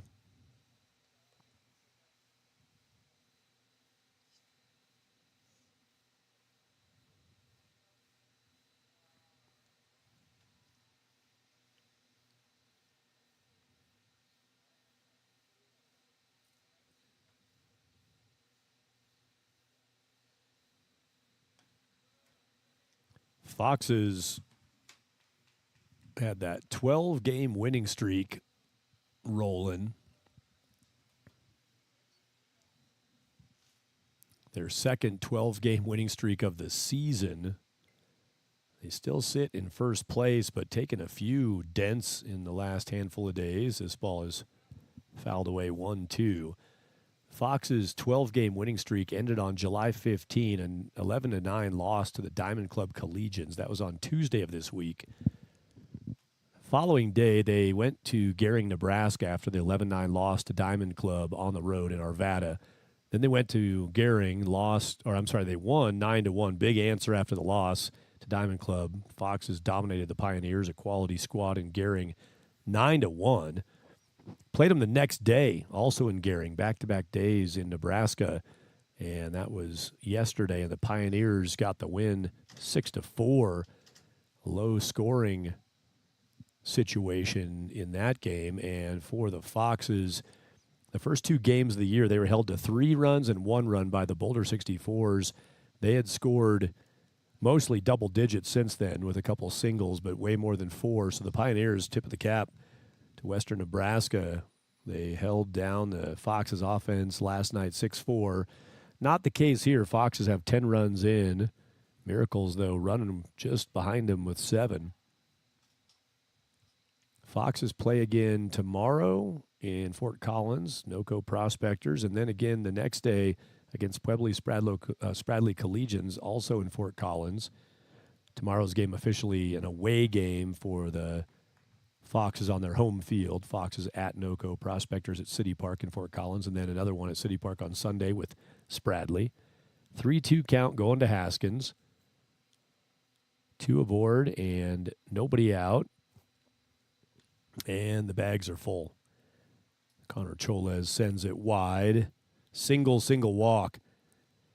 This is the first inning of action that the Foxes have not had their first 2 guys out. Instead, they've got all 3 aboard with nobody down and the bases full. So the Foxes here are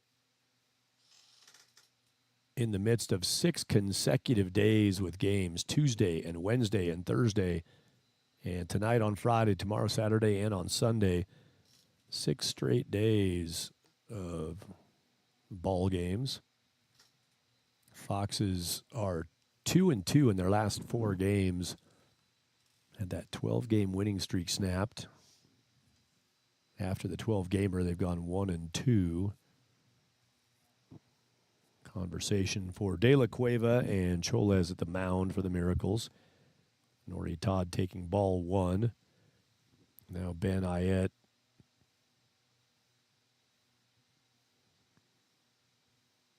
in authoritarian mode. Plate umpire heads out. And what we got, boys?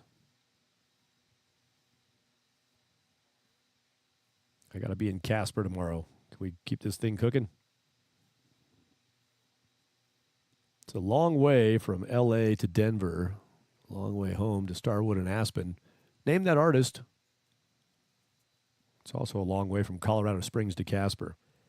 It's a long way from L.A. to Denver. It's a long time to hang in the sky.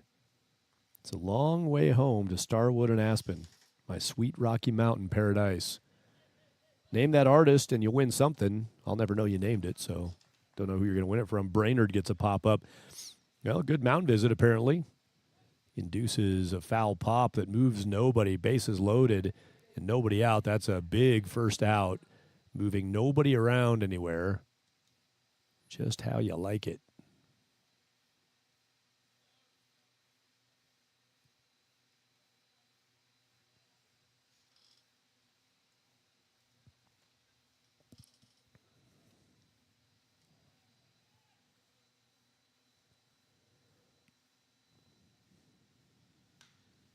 That ball hit hard at right field. Liner, here's the throw to the plate. Oh, throw back to one.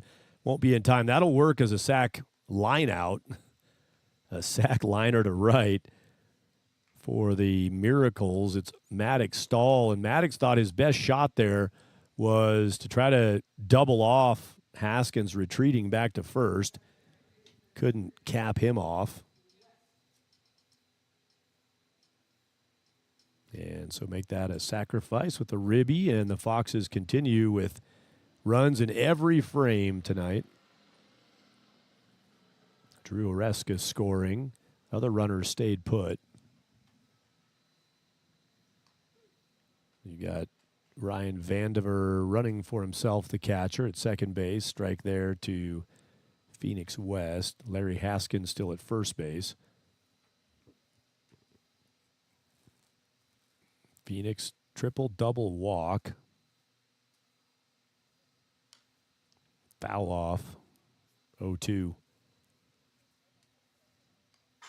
Aiden Young got the sack and the RBI on the last plate appearance for the Foxes. Aiden has 2 runs scored in the game. He's got a single in the sacrifice plus a ground out and a reached on error in the 3 spot tonight for Aiden Young.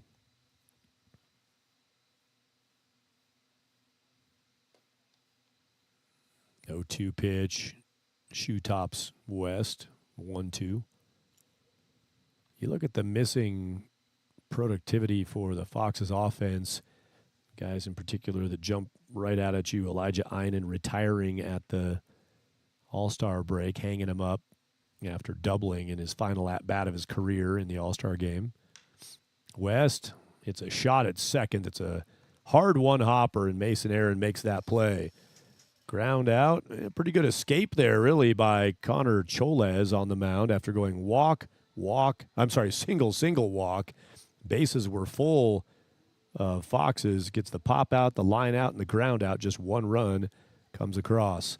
11-7. Flip that around, it'd be free Slurpee time, but we'll go with 11-7 instead. Foxes have the 4-run lead. Bottom of the 4th, 9-inning game. Top of the order, Morgan, then Schlepper and Reese.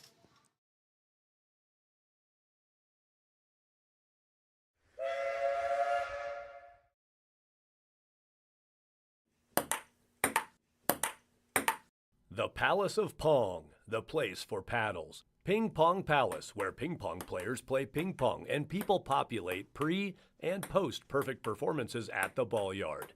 Ping Pong Palace, positioned perfectly for our population, perpendicular to the pit, plus pleasant proximity to our pristine pond. Please, pop in for Pong. Purchase pop, popcorn, pizza, pastries. Take it from me. Ping Pong Winchester. The place for Pong is Ping Pong Palace. Ping Pong Palace, positioned perfectly for our population, perpendicular to the pit, plus pleasant proximity to our pristine pond. Please, pop in for Pong.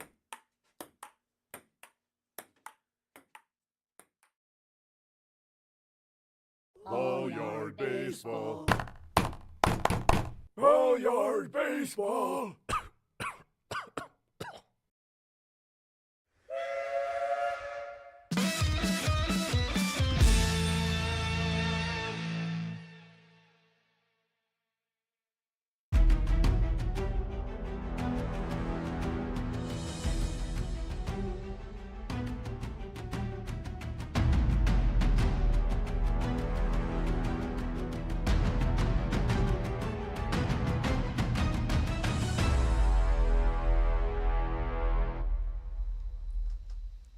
Drama. Like that dramatic music bed, it sends Hunter Morgan up, who sends a ball dropping in over the head of the shortstop. Okay, I did a poor job earlier of making the additional notation, but I think that's twice for Morgan. If I remember right, I think he's the one who hit that identical ball. And again, kind of like Ryan Vandiver's pop out to shallow right that landed for a base hit, not pop out, but a pop into shallow right. Morgan has a lob shot above shortstop. Strike is called. Jackson Schlepper vacated the premises on that pitch on its way in. He thought there was something going on there with no pitch or ball not in play, but he's got an 0-1 count. Schlepper looking at Bergquist, who's working in his fourth frame. The Miracles went to the pen away from their starter after 3, and the Foxes stick with their starter into the fourth, leading 11-7. Both bullpens have activity.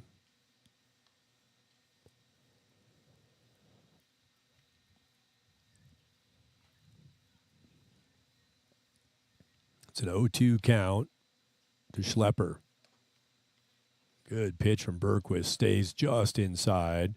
Schlepper again left the premises, walked out of the, backed his way out of the batter's box, and that pitch didn't miss by a lot. I think the advisable move there when you're in an 0-2 count is hang in on that thing. And you can't throw your elbow to it, but he's got the elbow guard on. You can definitely make yourself available. Get out of a 2-strike count. Swing and a miss. Throw down on a steal try. In goes the runner Morgan safely at second base. Strikeout and 1 away.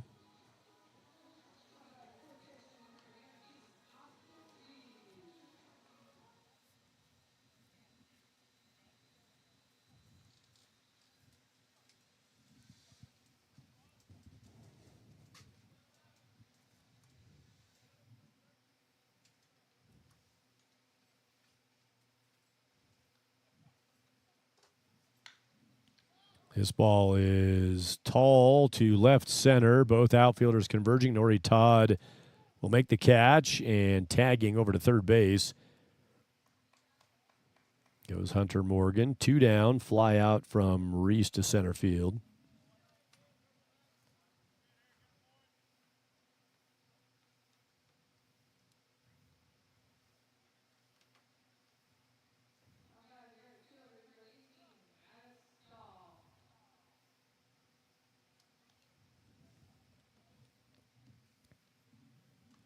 Two-out RBI opportunity for Maddox Stahl. Mason Aaron came through in this same situation last half inning. He drives this deep towards center and off of the tall wall in front of that light pole that's right to the center field side of the scoreboard. You can see that blue, lighter blue ad out there. It's Outlaw.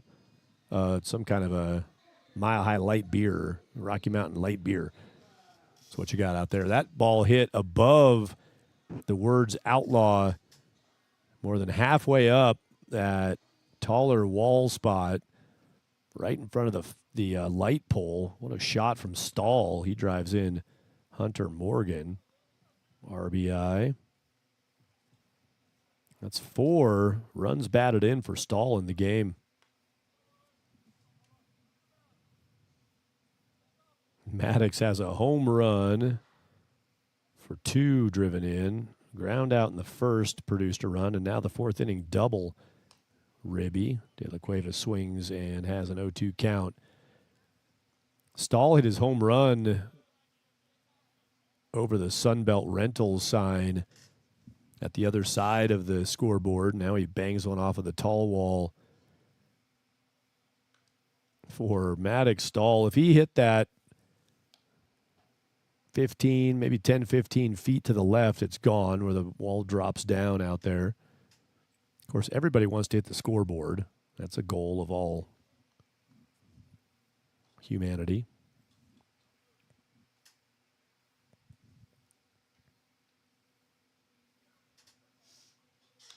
De La Cueva fouls that on the foul line side of third base coach Marcus Gilmore. Going to send you into the conversations I had with Louis De La Cueva and John Byington after this Fox's final out is recorded to close the fourth. Here's an 0-2 pitch. Bergquist yanked that one way wide, 1-2. Comments from Louis De La Cueva and also from John Byington. Byington will be a back by popular demand re-airing of yesterday's comments. Good stuff from Coach. We'll hear that again. Again, it's out and down from Berquist. Holy cow, we got 2 baseballs flying around behind home plate. One's from the bullpen, and one I think was a foul ball return. But out of nowhere, 2 baseballs doinking around behind home plate. 2-2 pitch, 2 outs. De La Cueva hoists that above Phoenix West retreating. He calls for it and makes a flailing catch, ends up in the arms of Nori Todd. Pop out to the second baseman who was retreating into right field. Phoenix West, nice play. That's a tough ball hanging up there. And West, the guy with the best chance to get to that spot on the field, makes the play. 3 outs. Let's go to Louis, our first conversation review. Comments from the catcher for the Miracles, Louis De La Cueva, coming up as we go to the top of the 5th. 11-8 the score. Fox is leading by 3. Good grief. I've been talking about the guy all year long, so we might as well do an interview with him. Louis De La Cueva is in the dugout pregame. Louis, first, thanks for being awesome. Yeah, I appreciate the space. It's been a cool experience. I appreciate watching all the videos and hearing your voice. So we have this, running every day. We talk about, Biggio's usually at the center of our conversation, but can you bust me off a list of, let's call it 5 guys, or if you got 7 or 3 or whatever you come up with, catchers who are your inspiration? Who do you got on that list? Catchers. I'd probably go with Yachty's up there, obviously. Salvador Perez. I'd probably throw a Rockies legend on there, probably like William Rosario. Yeah. I like Miguel, that catcher for the Diamondbacks. He's pretty good. I like watching him play. Who else? Well, you've broken off some classic guys sometimes when we're talking. Like, you'll throw out the old school guys sometimes. Yeah, it's funny because Buster Posey, to me, I saw him in the College World Series, so he doesn't seem old school. But to you, he's old school, I imagine. Or he's mid-school. Mid-school, yeah. What about any hitters you love watching, like guys you really enjoy and try to be like, ooh, what can I take from this guy? Oh, my top hitters are probably like Miguel Cabrera, Jose Bautista, our Pujols, Mike Trout. I've always liked those dudes. Really good hitters, really good teams, too. That's a good point. For anybody who hasn't seen Pujols in his prime, I mean, that guy was in his prime. Oh, my gosh, unbelievable. Like, you remember that series, them and the Rangers, when he was going crazy against the Rangers? Yeah, that's pretty cool to watch. Yeah. Cool. So how old are you now? I'm 25 years old. Okay. So take us back. Now you're a quarter century. If you take us back for your baseball experience, going back to your earliest memories, like what are the things at 25 now that you kind of maybe frame your memories of baseball or why you love the game? I think it's a big thing. Like you gotta really love this game to be this far into it. But I've been really blessed to be part of some really good teams and around some really good players. And I try to play the game the right way and try to hustle and learn as much as I can. Obviously, it's cool. Like there's a lot of young dudes on this team and older dudes that have had some experience. But I think you can learn from everybody, and as well as just being appreciative of the moment. Thank you, Louie. I appreciate the moments with Louie. As the Southwest plane jets away to the east, that one's heading to Kansas City, where Salvador Perez, one of the catchers that Louis De La Cueva mentioned, plays, or maybe over to St. Louis, where Yachty, one of his mentioned catchers, played his career with the Cardinals. Ball through the left side. Owen May's got a base hit to open the 5th inning. Owen May, he is unoutable tonight. He's got 2 singles, 2 walks, on base all 4 times. I'm going to get him a T-shirt that says unoutable. Owen May back on base. He's batting in the number 5 spot tonight. Hank Smith, going to get one of those shirts too if he can keep it alive here. Get him on. Hank's been a machine tonight. Every swing he's had has RBI attached to it. First inning single, second inning single, third inning double. He didn't get a bat in the 4th. What's the deal? He's robbed of his opportunity. Bats in the 5th with a 3-for-3 night going. Double, 2 singles, 5 RBI. Connor Choles, second inning of work. I think it's Logan Wilson now in the bullpen for the Miracles. Logan in the DH position. in this game. So he started off batting for Reese Featherston, the starting pitcher. It's just another base hit, another day at the plate for Hank Smith, and he's going to take another double. Runner coming around. May will be waved around. The throw bobbled at short. No error on that as May scores from first base on an opposite way, left center gap shot from Hank Smith. Has his second double, and yeah, it's still alive. He swung the bat, put it in play 4 times, and every time RBI. 2 ribbies in the first, 1 in the second, 2 ribbies in the third, and an RBI in the fifth. I mentioned Elijah Einen a little earlier, who is headed back to Arizona and go start his firefighting pursuits after retiring at the All-Star break. He had a 7-for-7 night for the Foxes. And all my life, I've prided myself on getting ahead of myself. So let's just do it now. Why not? Getting a little ahead of it, but 4 for 4 for Hank Smith. He's having an Einen kind of night. I know what it is, too. I know the secret. 0-1 pitch, 0-2 to Ronan Hella. Hank Smith was in my office earlier today. We're in Colorado Springs now, near on a couple hours away from Fort Collins, Colorado, up north. But Hank was in the office in Fort Collins today to pick up a paycheck for some instruction that he's done with some of our young players at Fort Collins Baseball Club. And I think this happened once earlier this year, too, where Hank came in. He said, hey, I need lunch. Can I get my paycheck? Got his check so he can go get some eats. I did not get to ask Hank where he went, if that's what he did, but I think it's the payday from Fort Collins Baseball Club that is powering the 4 for 4. Hank Smith's 4 for 4, brought to you by Money. Pop up over the infield, right along the foul line, back into fair territory. Nicholas Brainerd has it. First out.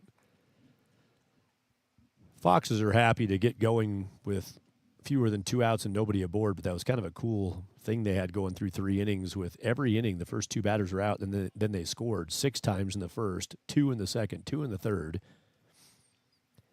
These last 2 innings, they've put their leadoff batter aboard and produced runs also. Their line right now in what's slated to be a 9-inning game is 6-2-2-1-1, and more coming. Turned on it. Drew Oreskes having a night. He hasn't been out. He's unoutable. He scores Hank Smith on a ball into the right field corner. And Hank Smith trots home.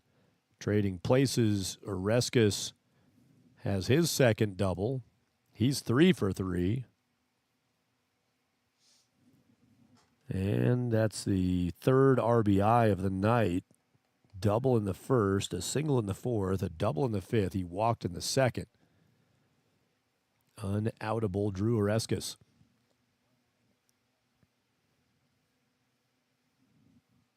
Ryan Vandiver might need to get some new pants, but he ain't going to get no new shirt tonight. He lined out in the second, so he's 2 for 3. He's slightly outable.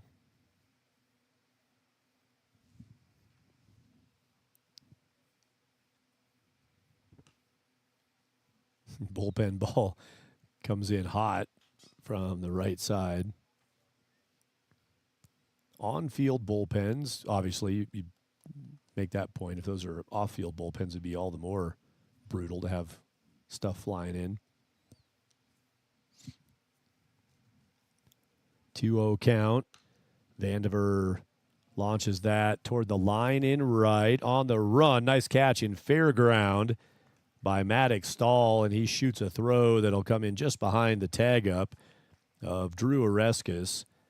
Ryan Vandiver flies out right along the right field line for 2 away. And Larry Haskins at the top of the order.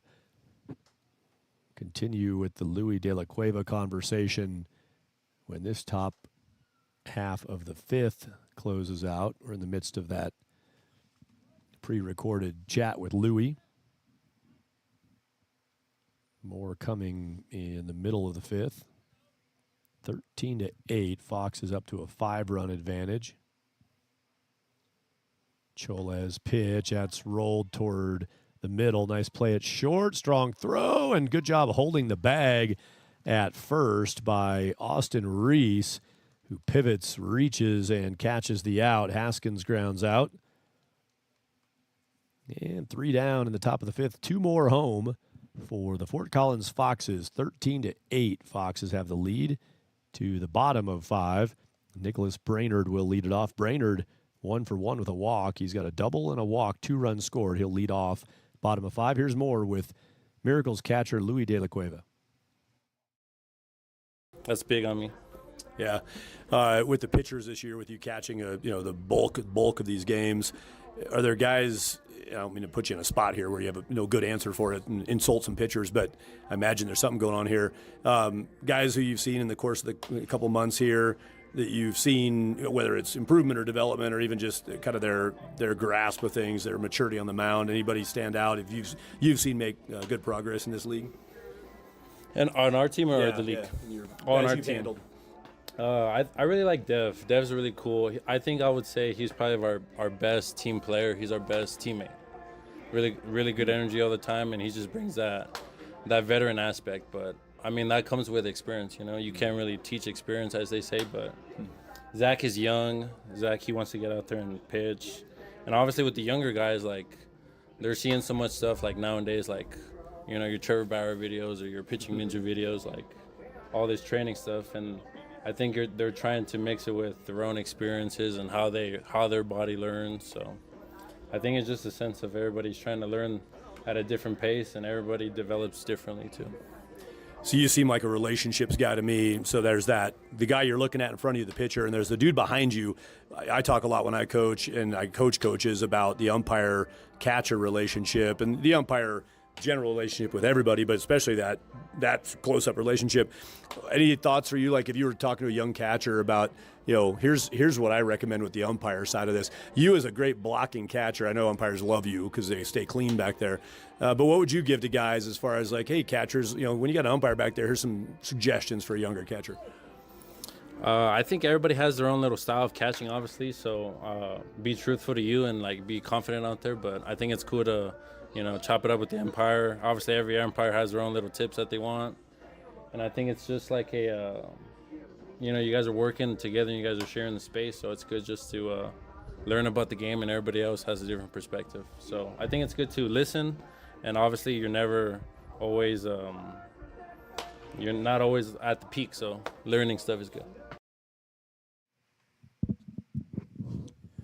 Got a snack-sized dessert bite left with Louis on the next chance we get. We'll finish off the Louis De La Cueva interview. Just a few more comments out of the Miracles catcher. Thanks again to Louis for taking time to lay down some thoughts. Strike 1, and now strike 2 to Nicholas Brainerd. He fouled off first pitch back to the wall behind home plate, padded wall at Blocktickets Park, and he takes a strike.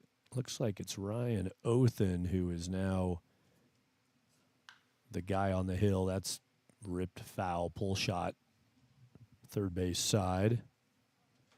Ryan Othen, the new pitcher for the Foxes. Eric Berquist went 4 innings. Othen working the 5th.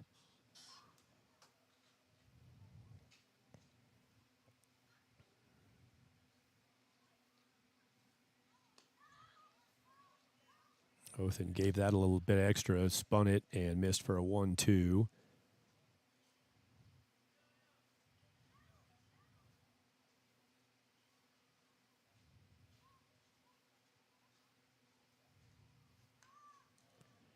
I've got a little stat snapshot, but it was provided by the Foxes. But the way the shot was taken, Othen's numbers are not in this image. Ryan, so I'd give you his game appearances number, but don't have the exact number. But he's been a frequent go-to. Call it like a bridge guy or a pass the baton, kind of a reliever He's made a good number of appearances for the Foxes. Nicholas Brainerd pounds his chest as he goes to a 2-2 count, steps back in battle mode here. With Bryson Martinez on deck and a swing and a miss, Brainerd is out number 1. First time he's been out tonight, walk and a double before that strikeout. Bryson Martinez, 2 RBI double in the first inning. Big swing in that frame to get it back to 6-4 after the Miracles gave up a 6 spot in the top of the first. Martinez had the 2-out double that scored a pair. Struck out in the third and faces Ryan Othen for the first time in the fifth. 8:30 p.m. in the Mountain Time Zone on a beautiful night in Colorado Springs. Right about game time, fouled off, and it's a 2-strike count to Martinez. Just before game time and floating toward game time, storms were cooking around the area. But as you can see now, the skies have turned lovely. The night is pleasant, cool air. Othen off to a 2-strikeout start, swing and a miss from Martinez, 2 down.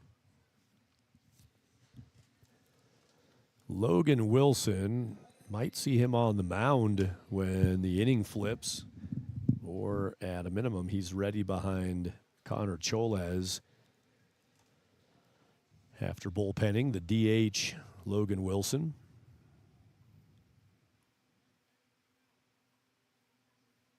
I think for Logan, he DH'd for Featherston and then stayed in the DH spot for the pitcher, the relief pitcher, Cholez. Mason Aaron on deck if Wilson extends the inning. Ground ball to third. Throw across and a reach to the infield side by Oreskes. Gets the out. The ground ball there to third base. I guess that might have still been Aiden Young there. I got to double check. I couldn't see for sure when he came off. I think that's still Aiden making the play at third, and the 3-up, 3-down frame. First time tonight the Foxes have 3-up, 3-down the opponent. Ryan Othen does the honors on the mound, getting the ground ball to end it. The Foxes on their side, they have not gone even close to 3-up, 3-down tonight in any inning of play. Fewest number of batters they sent to the plate in an inning tonight, 6 batters in the fourth and 6 batters in the fifth. Those were the shortest innings of defense and pitching for the Miracles. They'll try to improve on that as we finish up. Comments with Miracles catcher Louis De La Cueva. Yeah. All right, I'm going to come up with one bonus question for you here. When you're not around baseball, what else? What's the Louis stuff outside of baseball? What are you into? My brother and I are really into cars, so we usually like work on auto shop stuff. My dad has always been into cars, so we usually do our own oil changes and stuff like that. So we're always doing stuff with our hands. I'll drop mine by for some service here. We'll get that over to you. Thanks for the time. Good luck today. Sir, thank you. Appreciate it.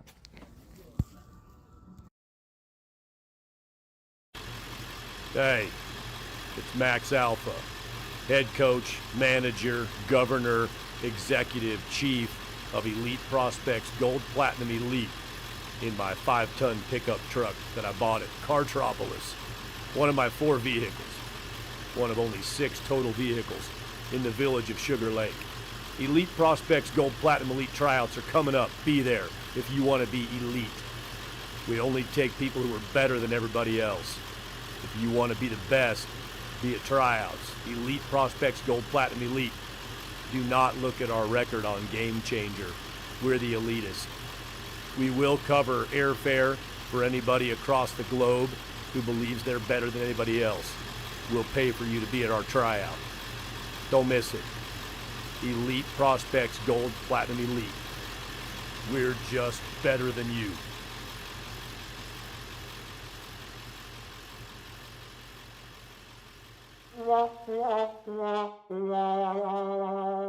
Ball-yard baseball. Ball-yard baseball.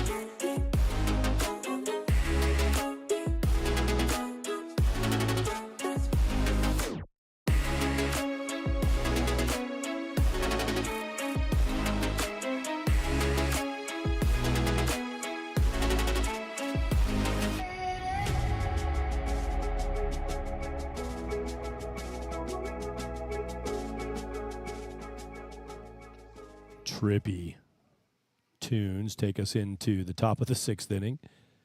Nori Todd, batting number 2 for the Foxes tonight, top of the 6th.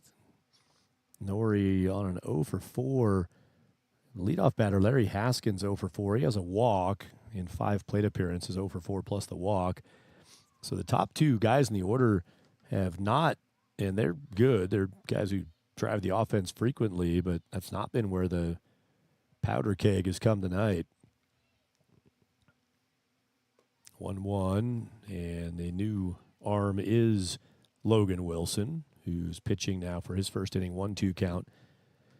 No runs scored by the number 1, number 2 batters, and then it's 2 runs for Young in the 3 spot, 3 for West, 3 for May, 2 for Smith, 1 for Hella, 2 for Oreskes. 6 of the 9 Foxes have scored tonight. The only guys who haven't come around to touch the plate, Vandiver, Haskins, and Todd. 2-2 pitch for Logan Wilson, right-handed pitcher to the lefty Todd, who smacks that. Second time he's hit a ball with some juice on it to first base. Austin Reese makes the play again. Twice unassisted to stomp out the ground ball from Todd. Aiden Young will bat. It was Aiden on D at the end of the last frame making the play.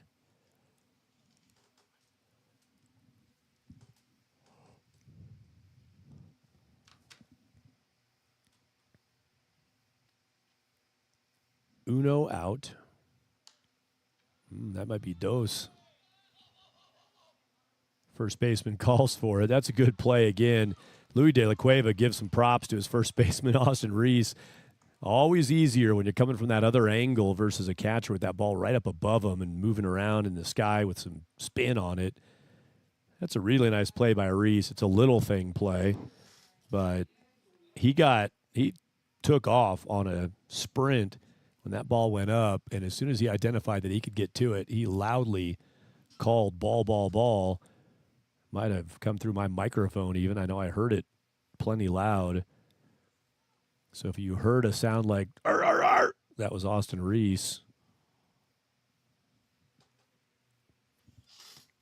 Calling that off.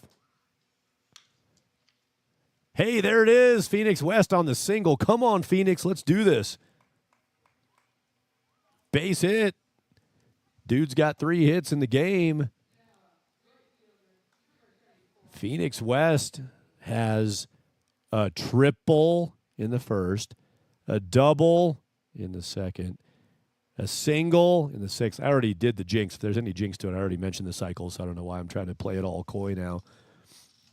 A home run from West would cycle it up, and I am not aware of a cycle anywhere in the Front Range League in year 1 for this new summer collegiate wood bat league along the Front Range of the Rocky Mountains in Colorado and up into Nebraska. See if the Foxes can stir up more trouble on 2 outs. First, second, third, and now the 6th inning, their first 2 batters went out.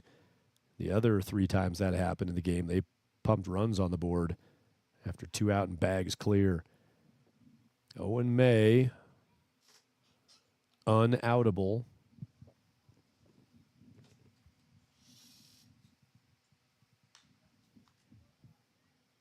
This will get down foul.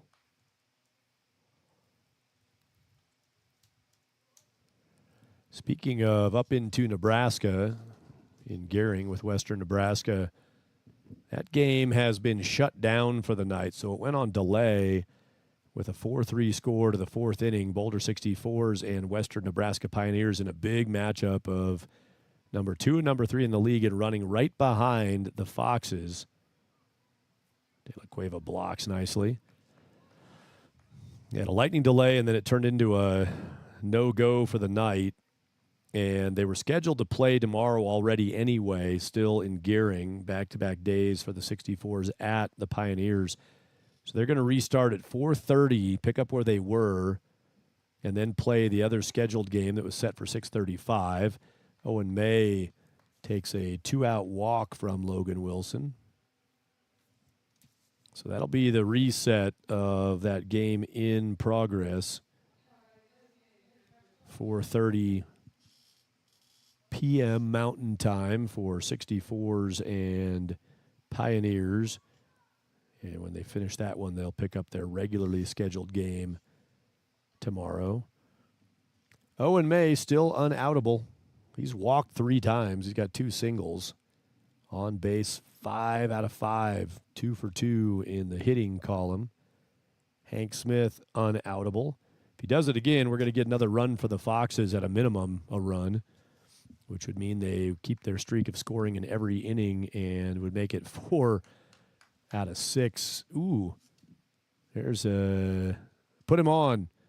It's a 2-0 count, so they were already down. They were trying to pitch carefully to the potent Hank Smith, who has a couple doubles in the game and 6 RBI. He's still unoutable. He had hits in all 4 of his plate appearances, 4 for 4. That'll make him 5 plate appearances and still a 4 for 4 within a half intentional walk. At a 2-0 count, they order him aboard. Does John Byington from the Miracles dugout. Now Logan Wilson with no margin for error, bases juiced. Ronan Hella, 2 for 4 in the game, single double, strikeout pop out in that order. And the board shows, yeah, it's a 2-0 count. I think they didn't catch, the scoreboard didn't catch the intentional walk. I think they left 2 balls up on the board, if I saw that right. I kind of think it's 2-0. The board's all over the place now. Wilson wide, and that'll take it to 3-0. Here's the jeopardy of the intentional walk to load him up. Hit by pitch or walk, obviously, it's kind of the deflator. Wilson, nice job staying in this count. 3-1. He went right down the middle to avoid the walk-in pitch. 3-1 to Hella. Fouls it away, 3-2. Got a decent crew of kids here tonight, so the spastic behaviors are at a higher level tonight around Blocktickets Park, including foul ball fetching.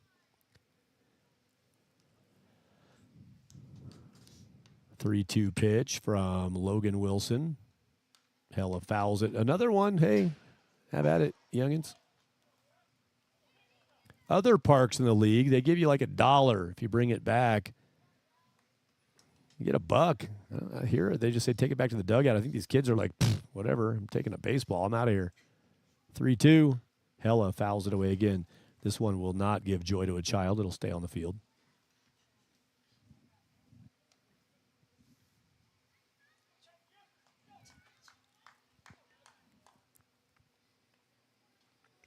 Drew Oreskes, unoutable tonight. He's on deck. 3 for 3 plus a walk.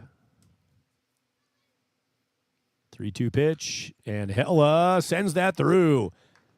Wow, more 2-out production from this offense. Rising from the near dead in innings. They've done it 4 times with the first 2 gone, nobody aboard, and runs happen. Hella, he got to a 3-0 advantage there and then fouled some pitches off to work on a full count. Hank Smith is around to third. Hella's got first. He's got 2 RBI on the swing. Scoring Phoenix West and Owen May.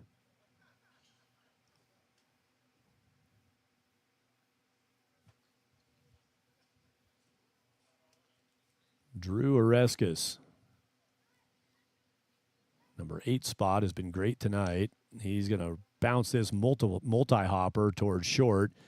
Couldn't beat Hella to the bag, but the throw is made from Jackson Schlepper. And for the first time in this game, Drew Oreskes is out. 6-3 ground ball. More for the Foxes on 2 outs. 2 runs. Their line now 6-2-2, 1-2-2. That tallies up to 15. As we play the bottom of the 6th inning, Ryan Othen back out for the Foxes, with the Miracles batting 9-1-2. Mason Aaron, Hunter Morgan, Jackson Schlepper. Let's get into the encore presentation of the John Byington conversation, the manager of the El Paso County Baseball Miracles.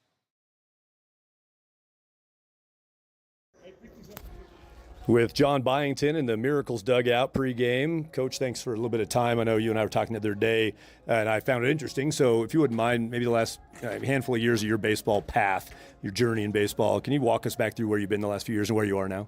Yes, sir. Glad to be here with that. Thank you. I finished up a long 24-year stint at McMurray University in Abilene, Texas. Was the head coach there for 14 years, but finished that in 22. And in 22, I got out of baseball for about a year. Started doing lessons, getting back into some youth ball there in Abilene, Texas. And then I coached last summer in the Great Lakes Collegiate League with the Xenia Scouts. And then got the job at Coronado High School here in this Colorado Springs this past fall. Did that in the spring, and then got this opportunity with the Miracles this summer. I hear you had a little, maybe a little influence, a little pressure to get to Colorado in the family, right? A little, maybe some votes to get this way. Yes, sir. Yes, sir. Yeah, my wife and I both kind of in secondary careers. I've always been in baseball, but I was in one place for a long time, and she was at our church for a long time, and we both kind of. Now she's a nurse, but she loves the mountains, and she wanted to be up here. I said, hey, I'm flexible enough with what I do to do it, so we did that. So where'd you grow up? Baytown, Texas, which is just outside of Houston. Okay. Yeah, Houston, Texas. How's it going in Colorado? Has the move been a good move? Yes, sir. It's been good. We enjoy it. I like the weather. I like the springs. It's I'm kind of a city boy, so it's a big enough city for me. But yet we have access to all the mountains and all the outdoor stuff too, which is what my wife's thing. So we're enjoying it. That's John Byington in progress. More from Coach. Moving along through tonight's game. Strike one from Othen on a healthy hack from Mason Aaron that was empty. Strike one. 2 strikeouts. Last inning for Othen. Opens with a strike to Aaron.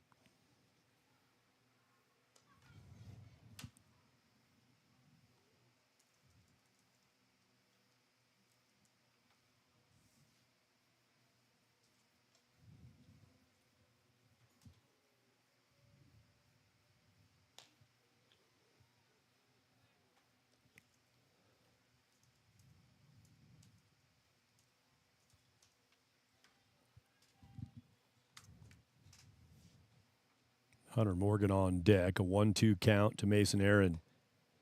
That's up for 2-2.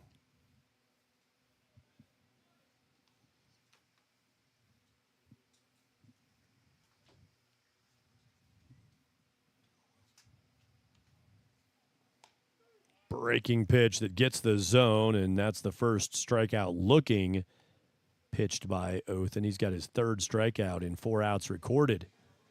Top of the order, Hunter Morgan. 2 for 3 on the night. Couple singles, 2 runs scored. I was about to say that night has fully taken over at the park. The lights in full force. You can actually see on your screen more kind of last remnants of clouds in the sky than we can see to the nude eye.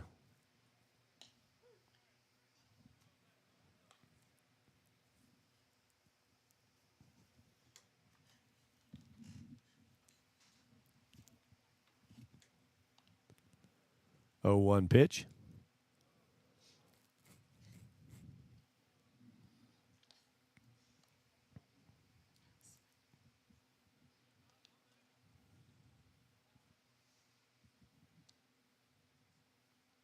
One from Othen. That chopper going to have to go quick, and a little bobble from Young, and that's enough for Morgan to beat it out. Had an extra beat there trying to get the ball out of his glove into the throwing hand for third baseman charging Aiden Young. And Go with a single for Hunter Morgan. He's got 3 hits in the game. Distress ball on the infield with that short chopper. Jackson Schlepper.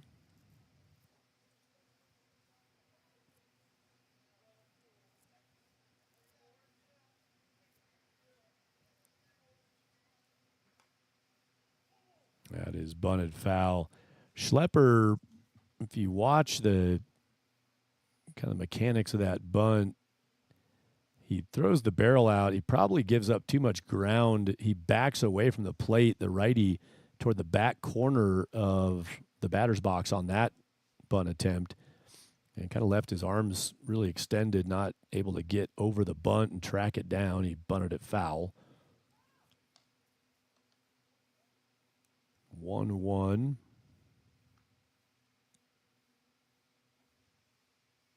Seven-run lead for the Foxes with 2 more in the 6th.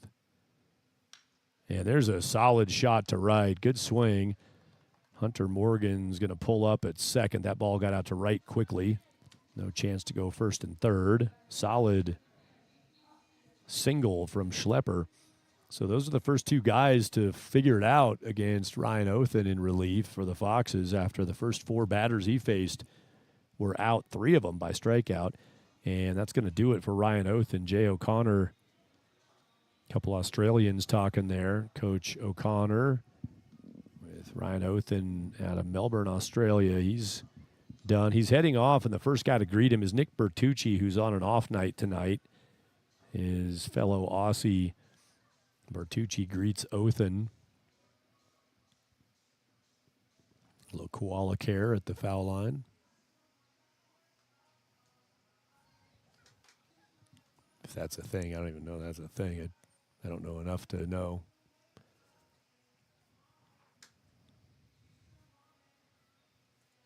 So they'll go dig around their pockets for snacks, kangaroo style.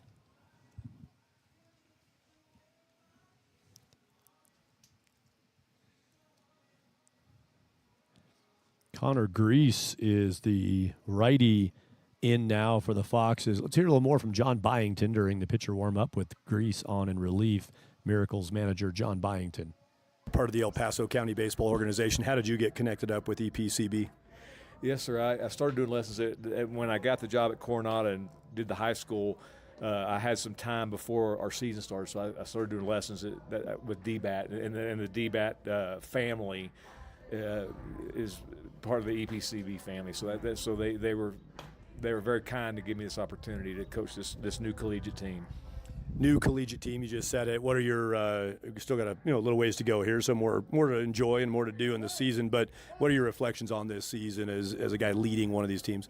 It's great. I enjoyed the league. It's a good league. It's a legitimate I've been in other collegiate leagues I've coached, and this is my 4th league to coach in. It's a good league. I like it. It's got a good setup. It's got great potential, and I'm excited about being a part of it. I've liked it a lot. Your assistant coach, Marcus Gilmore, completely lacks personality. That's irony. I'm joking. That's not true at all. Did you know Marcus before? So I'm curious about that answer. And then sort of what's the dynamic for the 2 of you running this group? Yeah, he's a great guy. We really connect really well. Of course, he's with the EPCB family, and that he works at DBAT, does lessons, and had that connection. So I knew him a little bit from DBAT before we started. But I've really gotten to know him once we started this. And man, yeah, he's a great guy. Great baseball mind. Great personality. Great with the young men. Just a gifted coach.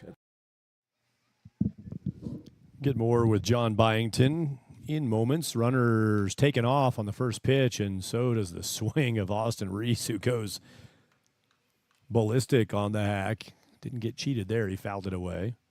Action on the first pitch from both runners with 1 out. Morgan and Schlepper take off.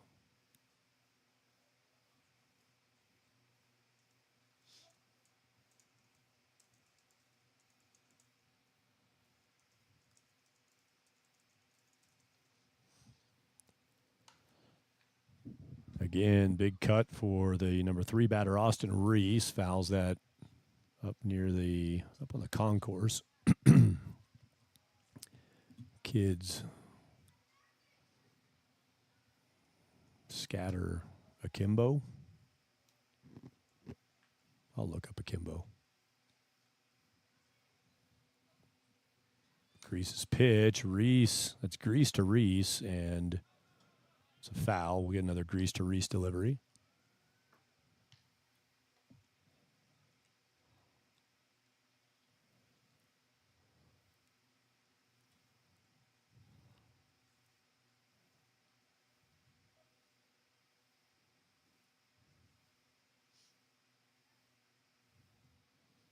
Oh-2 coming. Man, everything he's fouled has been hot to the right side. Austin Reese with the ball deep in the zone on him.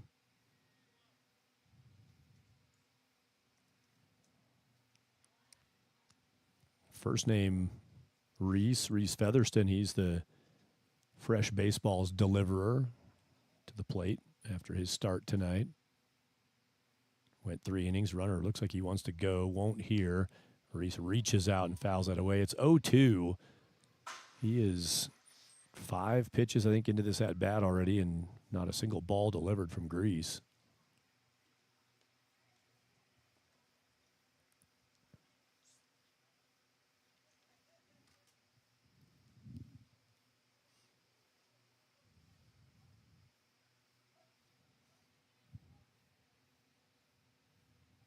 Another 0-2.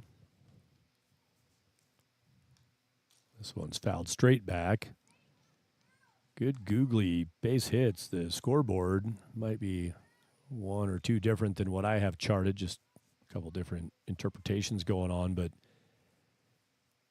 no matter what, whether it's off by 1 or 2, 27 hits between the two teams. Got 23 runs on the board, but 27 hits, 17 for the Foxes. Reese, again, down the right side. It's into the bullpen. Plastic cutout stand-in guy had a near miss there. Should put that out there as a target. This at-bat for Reese. He threatened that guy multiple times. Another 0-2, 1 out. Runners took off on the first pitch, but haven't run since then. Not going here, and that one bounces in. They'll move up now as Vandiver blocks it. That's a wild pitch. Throw behind to second, and Vandiver launched it. It's into center field. Hunter Morgan, wild pitch over to third, scoring on the E2. Schlepper moved up on the wild pitch to second. He's over to third base. And it's make it 15-9, 6-run margin.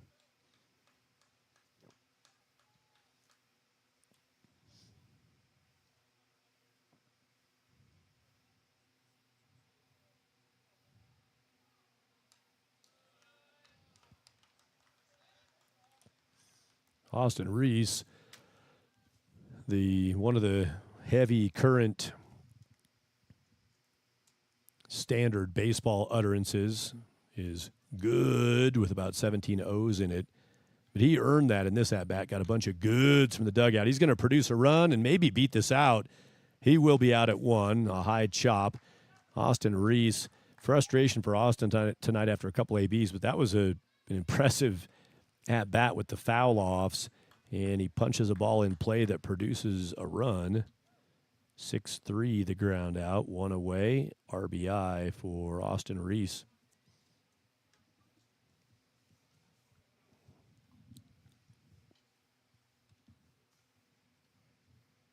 Both teams now in double digits at 15-10. Miracles trying to hang around. They haven't quite kept pace. Miracles have not won any inning tonight. Grease blows off his hat and throws a strike, 1-1. Miracles have scored in every inning except the 5th, but they have not won a single inning. 1-1 pitch. Fouled away 1-2. First inning score was 6-4 Foxes. Second inning tied 2-2 as far as runs scored within that inning. Third inning, Foxes won the frame 2-1. Fourth inning was 1-1. Fifth inning, Foxes 2-0, the only scoreless frame for the Miracles. And now 2-2 here. And Nori Todd's going to get to that ball. Nicely hit by Maddox Stahl. He's been awesome tonight. He'll line out to center on another good barrel. 3 down, 2 score. Morgan and Schlepper come to the plate, and the Miracles stay within 5. And here's more from Miracles manager John Byington. The college level. I appreciate just having observed your games from up top, and you're always standing right there. I know where to look for you every time, right there on that first step of the lean and rail. I appreciate how you go about what you do. Your tone, your style. For me, you're similar to how I like to try to coach. You seem like a guy, you have a mission beyond just each pitch and each individual swing. What do you think you're trying to accomplish with these guys? What's your mission in this role you're in? Yeah, so, to get them better, I was fortunate enough to play pro ball, so I was my dream to play in the big leagues, and if Lord willing, if I ever got to coach there, that would be great too. I look at it as I love amateur. I've been involved in it my whole life, amateur baseball. But baseball, the standard is the major leagues, and so I got to see enough of it, be around it enough to know I want to carry myself like a professional. So, but as far as these guys, we're trying to get them better. Some of them are just learning the college game, and we're trying to get them acclimated. Some of them are already established guys. We're just trying to maybe get to that next level, to whether it's pro ball or just being a conference all-star for their conference or all conference player. And then also, I have a faith in Christ and wanting to help anyone I come into contact with just to potentially know Christ as their Lord and Savior. That's always on the back burner, but try to keep it in line with what I'm doing as a baseball coach. But that's always on the back burner. Last thing from you just mentioned the major leagues, and I'm bad at favorites. People are, what's your favorite this and that? I'm like, I don't know, I like a lot of stuff. But you mentioned major leagues. Is there a manager, whether it's major league or other level, a manager for you that's kind of maybe a model? And is there a player that you can name that, like, my guy, my player over the years? Well, I'm an Astros fan. I grew up in Houston, so when I was a kid, I went to the old Astrodome. I would say from an old school, old Bill Verdon for the Astros, and then Billy Doran was a great player that I liked a lot. I'm aging myself nowadays. Even though the Astros got in trouble with the sign stealing, I think A.J. Hinch is a great coach. I think. John Byington has a little more to share. First, we'll play the top of the 7th inning. And if you need to, there's a strike to Ryan Vandiver, Haskins, Todd in the top of the 7th. If you're going to need to brush off a bunch of chip shards and crumbs off of your prone self as you consume Front Range League baseball, Vandiver down the line and right. Long run, tough play. Reached out and snagged it. What a play on the go-go gadget arm. Into the corner goes Maddox Stahl. That ball was going to bounce fair. And Vandiver was going to have 2, maybe 3 bags on the full run in right field. Stahl at the last second flails out the left arm. The glove gets to it. Nice catch. Sweet play.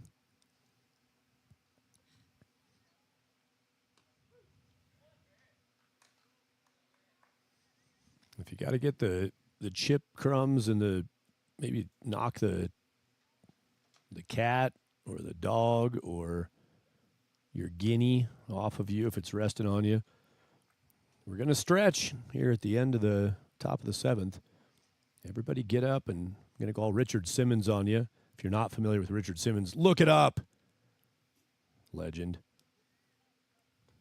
Exercise oddity. Richard Simmons. We're going to get up and stretch after this half inning. 1-2 pitch. De La Cueva blocks that for a 2-2 count. I'm being completely hypocritical, by the way. I'm eating a cookie as I'm getting you ready to stretch and reach and grow and take care of thine self. 2-2, swing and a miss. Larry Haskins is out.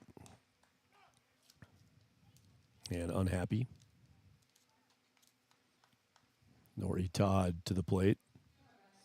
By the way, second time I had to listen to that Train Byington interview, I used the term when I said Marcus Gilmore, assistant coach, has no personality, and then I stopped to make sure the point was made that I was kidding, and I said, that's irony.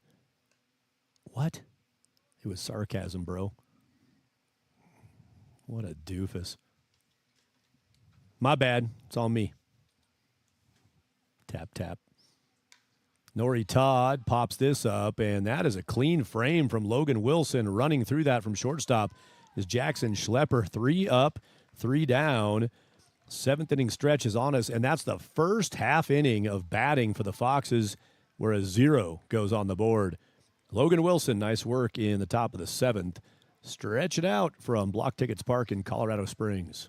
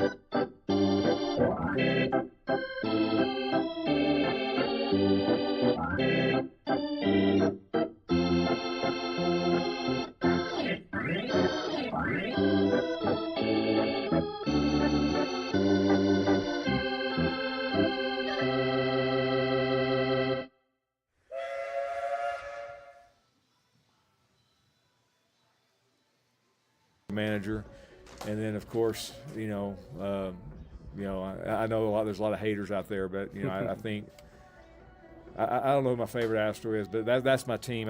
Probably Alvarez, Yordan Alvarez.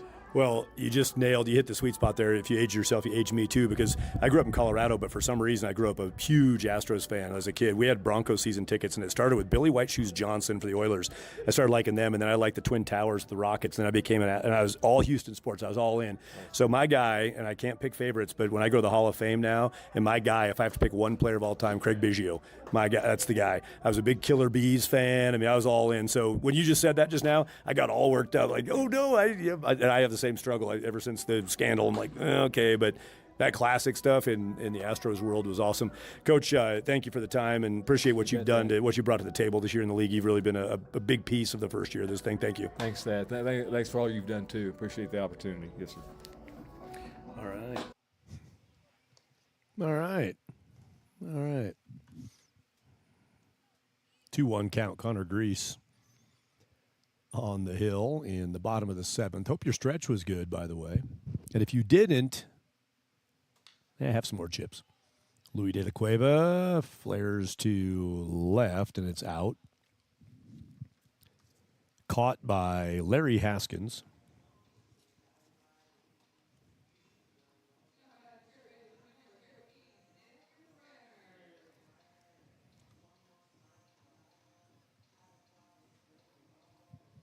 Nicholas Brainerd has 1 hit tonight. He's 1 for 2, has a walk also, 2 runs scored.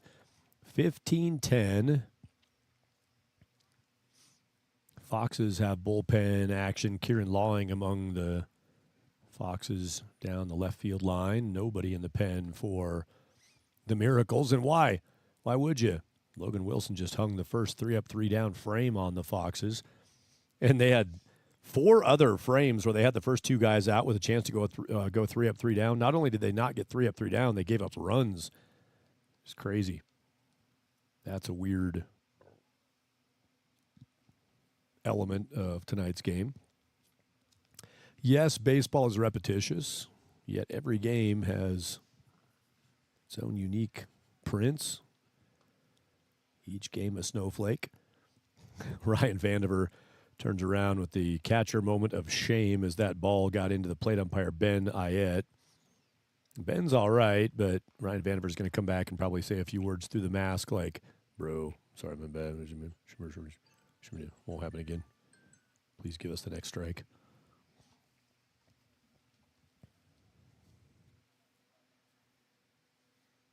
Connor Grease on a 3-0 count to Nicholas Brainerd. It's a strike at the bottom of the zone.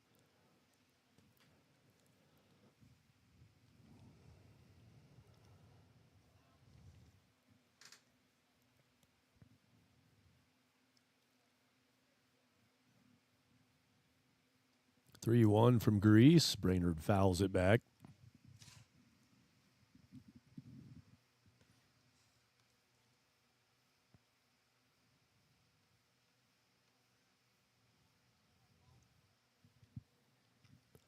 Today's action in the Front Range League.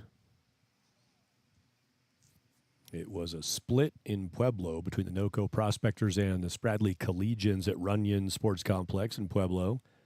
There's a walk pitch from Grease, who's been pounding strikes, and Brainerd works a walk off of him. The Spradley won game 1, 4-2, after the Prospectors led 2-0 deep in that game with Brett Lamb throwing a gem for the Prospectors until Spradley got to him, won at 4-2 on their home field, did the Spradley Collegians.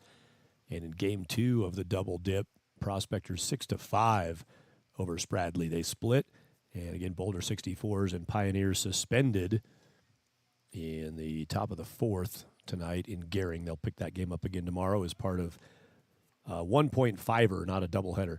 Throw on a steal try, gets through to center field. Todd now airmails one that's going to go over the top of third base, and that's a dead ball. It hit inside the dugout and bounced back onto the field, and that kills it, and the runner's coming home, Nicholas Brainerd. Brainerd walked. He stole second. There's an error on the catcher on the throw on the steal, sends him to third. There's an error on the center fielder on the attempt to throw him out at third. That throw goes sailing over, and you got a walk, stolen base, and 2 errors on one play. Not quite a Little League home run, but it's a mess.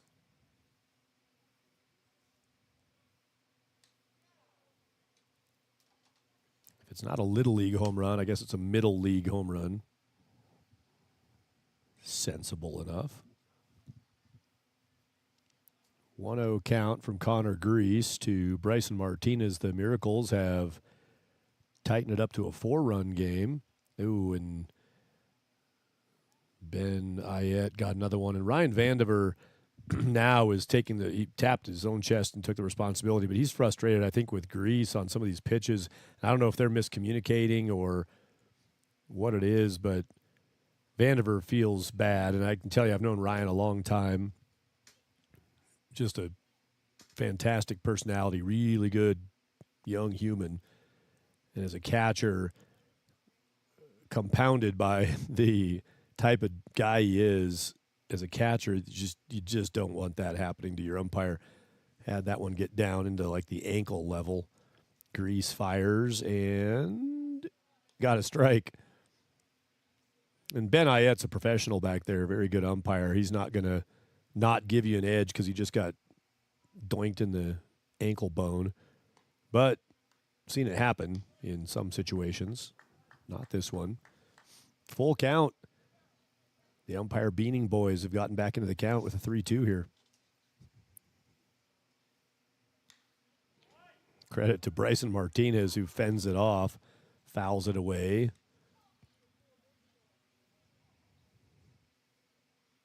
Now Ben Ayet looking for some baseballs. Connor Grease has one, but Ayet wants to reload the bags. 3-2. Scoreboard says 2-2. That ain't it. That's why he's holding up the 3-2 a little extra time. Now the scoreboard's adjusted. Full count, 1 out. Full count still, 1 out. That one onto the roof of the Coca-Cola courtyard. One of the first times I've seen that. Bounces out to the parking lot. Hits a Ford Taurus. Bounces off a trash can. Skims the left eyebrow of a squirrel. Rolls down the drainage pan.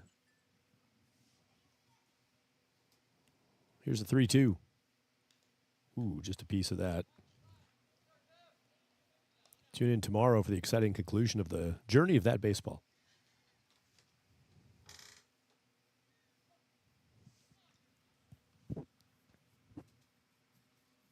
Grease, full count. Pitch, missed down. Nice at bat from Bryson Martinez. And he observed and experienced a lot during that at bat, watching a catcher and an umpire try to sort out pain inflicted by a pitch. It's just an awkward scene there, and you're the batter.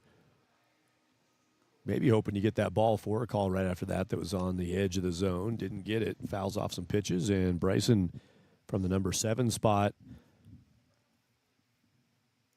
He pulled off the 777s tonight, by the way. That's worth noting. Grease is going to start the count to Logan Wilson, who swings big and misses.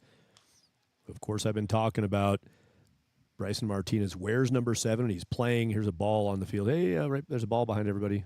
Can I get time here? Nope, can't. Here comes a pitch. There's a ball laying behind first base. This ball is through the infield. And Martinez is going around to third. Nori Todd thinks better of taking a shot at him after sending one into the dugout a moment ago.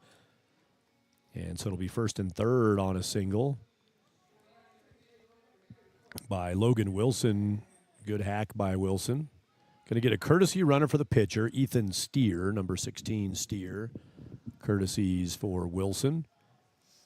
It's a little runner upgrade on the courtesy runner. A little more speed on first now. At first and third, 1 out.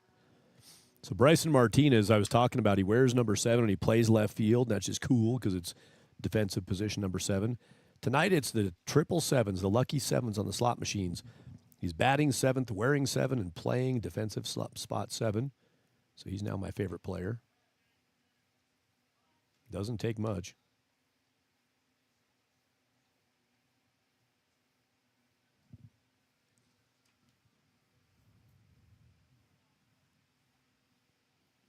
Connor Grease, who happens to wear number 7 himself, is pitching and fires a ball.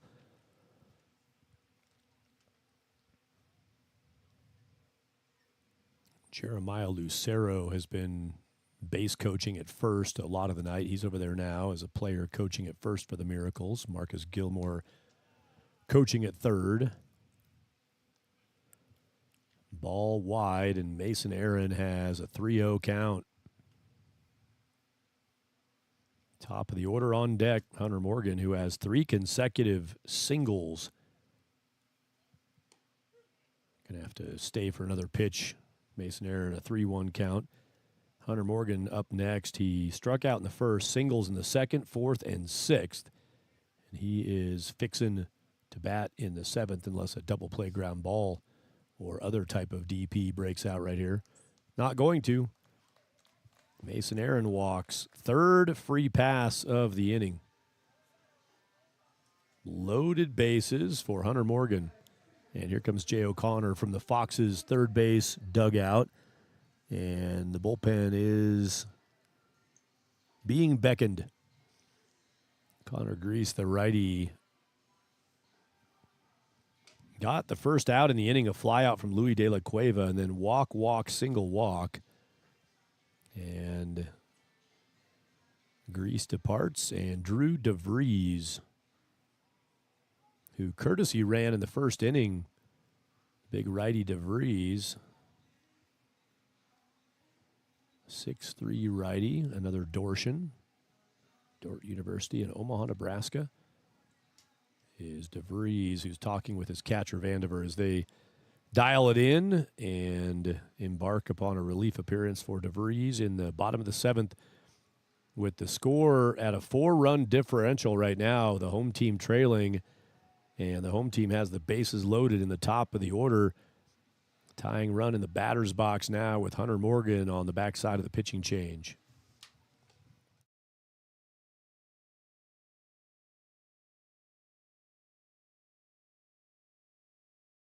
Tonight's game is brought to you by Can of Whoop. We all want to dominate. We all have those moments when we just can't find that next gear. When you can't find that next gear, try Can of Whoop. Pop the top and pour it on. Can of Whoop.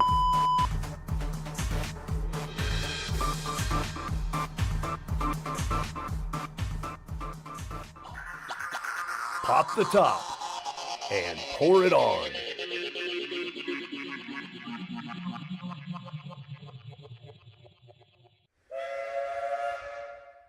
Ball yard baseball. Ball yard baseball. Ball yard baseball. Ball yard baseball.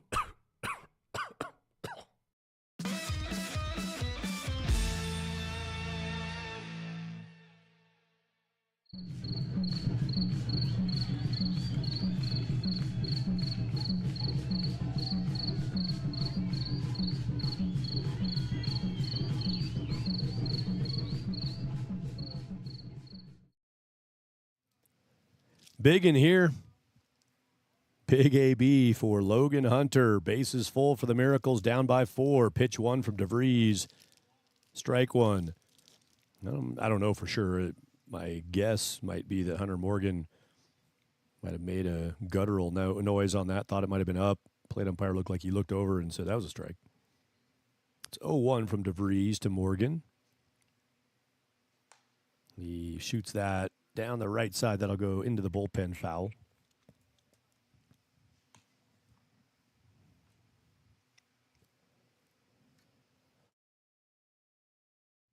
Some distress for Hunter Morgan facing a new arm, 0-2. You really haven't seen the guy yet. Don't know what you're looking at here.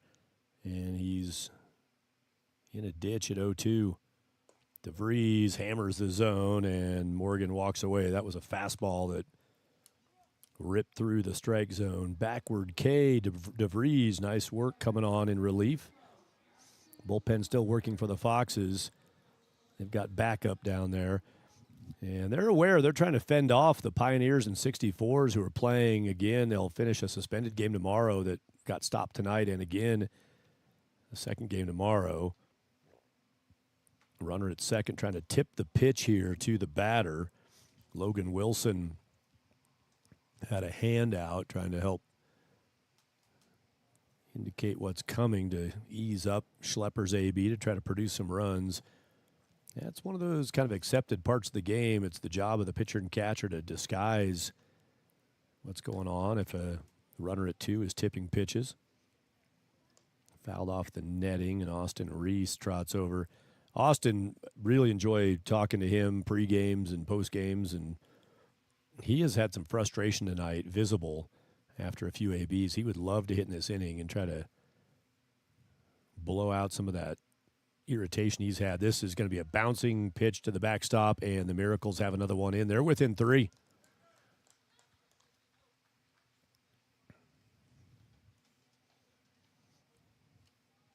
Wild pitch, and that one was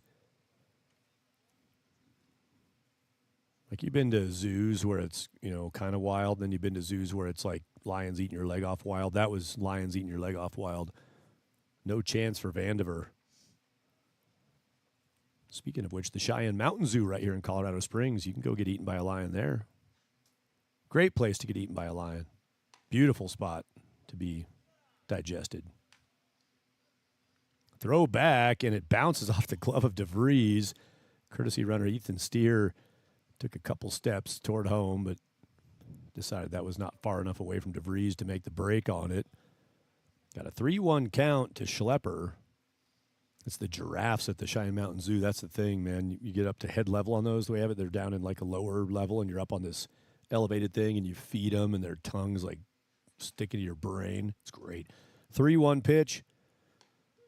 Got the bottom of the zone. Full count.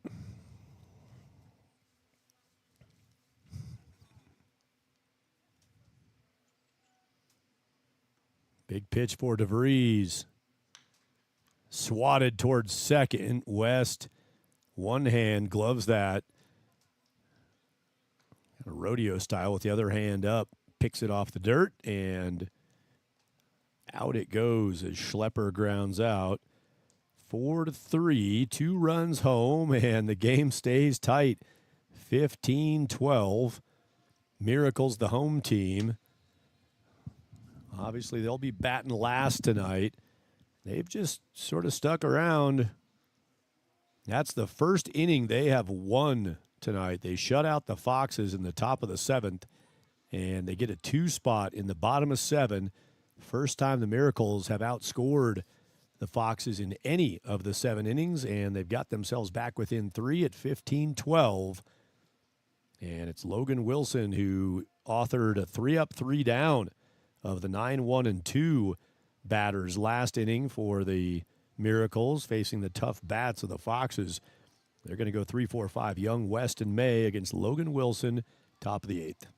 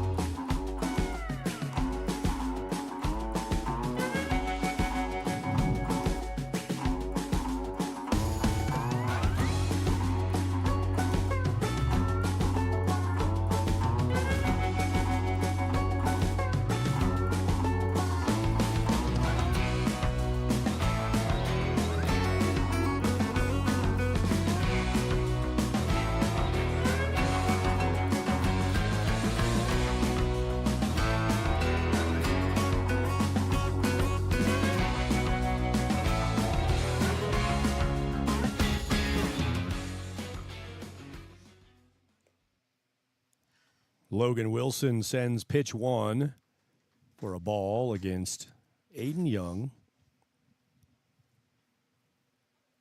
in a 15-12 ball game. Good pitch from Wilson. Little slider, it looked like, had some nice bite.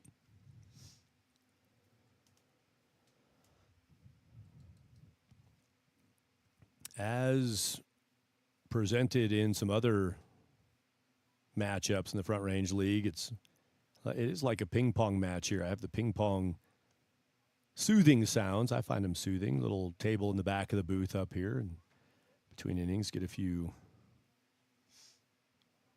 ping pong. Are those ground strokes? I don't know. Swats, pongs. Yeah, this is like a ping pong score. 15-12. Hard ground ball at short. And Schlepper waited on that, tried to backhand it. That's a play where you kind of taken the let the ball play you approach. A little bit of a defense there. It's a well-hit ball. Again, that's the second time that Aiden Young has ripped the ball at short. That's the second E6 he's reached on. Aiden Young, not one of the wheels guys for the Foxes, so you make that play, you got good chance to throw him out, and Schlepper just got chewed up by that hard-hit ball from Young. All right, Phoenix, let's do it, man. Now's your time, bro. You can shine right here. All he needs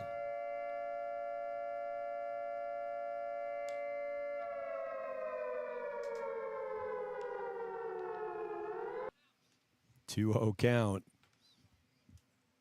Oh, the drama. I like it. Phoenix West with a 2-0 count. Yeah, it's going to move the runner along. De La Cueva trying to find that bouncing pitch. Young will take second on a wild one.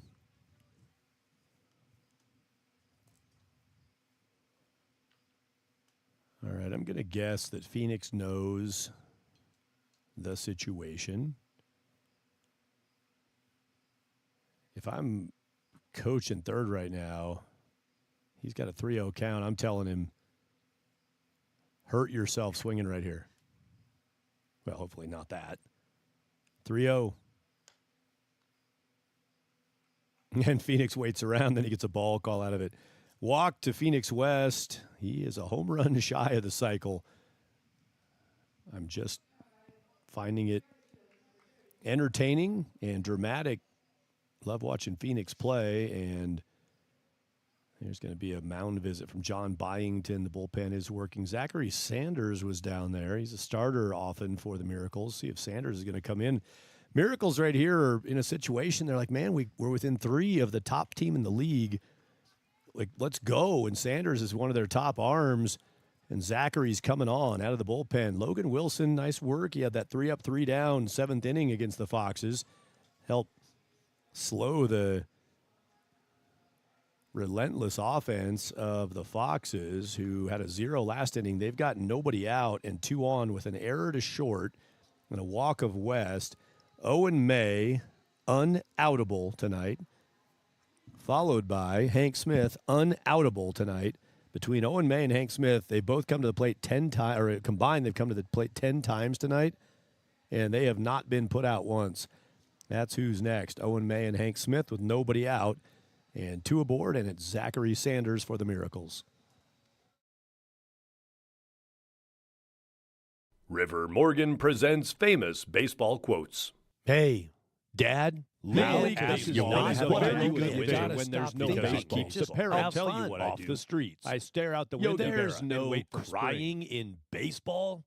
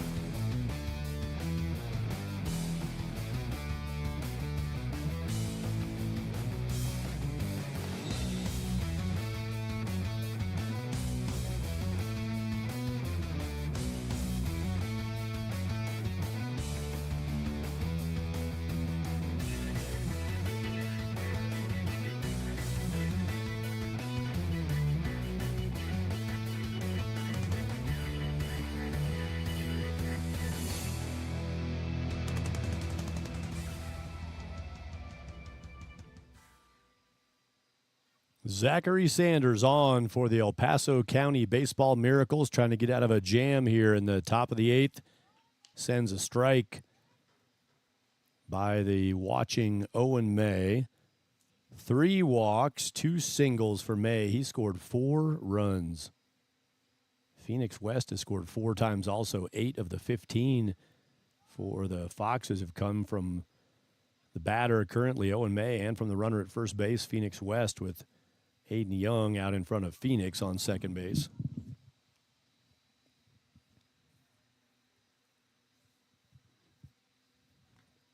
One count. Empty bullpen on the right field side for the Miracles. Sanders pitch, good pitch. He gets a wave on a ball disappearing down. 1-2 the count. Fox's Kieran Lawing is the one standing up on the hill. He's got his back to the bullpen plate, back to us here. He's facing toward the foul pole and left, talking to the guys on the benches at the back of the bullpen. It's Lawing who's up. Sanders overthrew that. Yet another of the, sounds like a broken record in the Front Range League, but it's really true. Yet another of the really enjoyable personalities, great conversations in the league is Zachary Sanders, the pitcher now for El Paso County Baseball Miracles. Owen May reaches out and spoils a pretty good pitch on 2-2. Ooh, and people sitting up in the patio area almost had a sculling over there. Another 2-2 from Sanders. Hank Smith on deck, the lefty. It's the righty Owen May in right now. Got him. Good pitch from Zachary Sanders, who clutches up. And for the first time tonight, Owen May is out in his 6th plate appearance. Same story coming into this one for Hank Smith. He's been on all 5 times.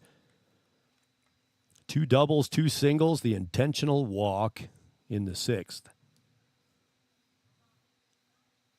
Righty to lefty now. Smith watches that one to the dirt. Louis De La Cueva needs a moment with his pitcher Sanders. Ronan Hella on deck. Miracle's well aware here of the situation, having gone to 2-0 in the count against Smith, and then they ordered him on.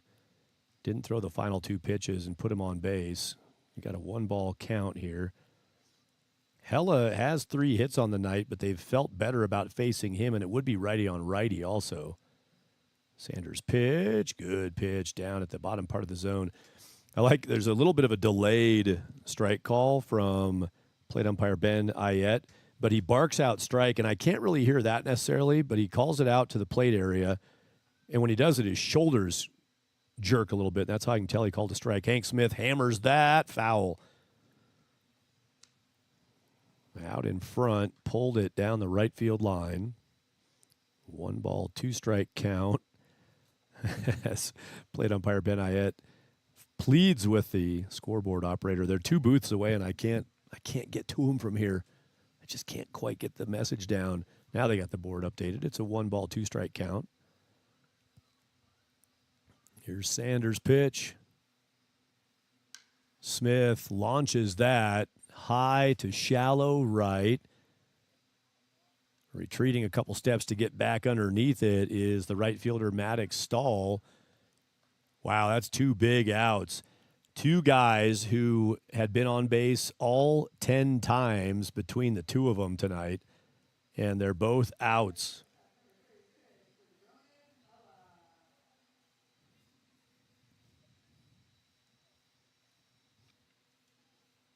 Now Ronan Hella. Drew Oreskes behind him on deck. Drew having a night. Ronan with the 3 hits tonight. 2 singles, a double. Couple RBI in the 6th. After the intentional walk, he took that personally and paid it off for 2 runs.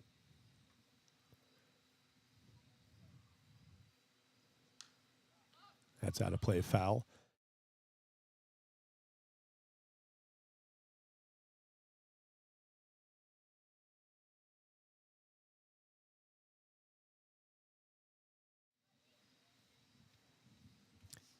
Pollen count up tonight in Colorado Springs. Had a 100-year sneeze just now. Muted myself, you're welcome. 0-1 pitch to Ronan Hella.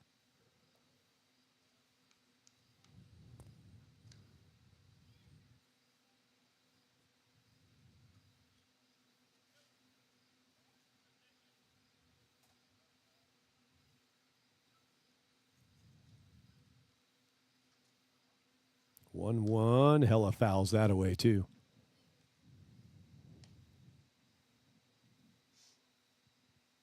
So if you're Ronan, do you put it out there in life? Your firstborn, do you name him Copter? And then when they do like the last name, first name thing, here's the pitch to Ronan Hella. Sanders missed that one up.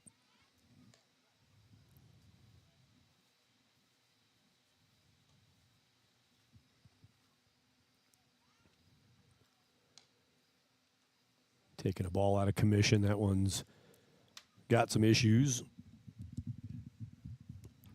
Roll one away and flash up a 2-2 count here for Hella.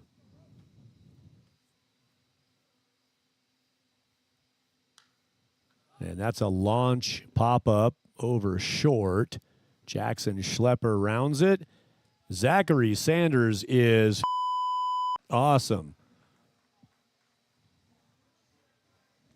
He comes in with 2 on, nobody out, and 2 guys who have been unstoppable tonight, and he stops them.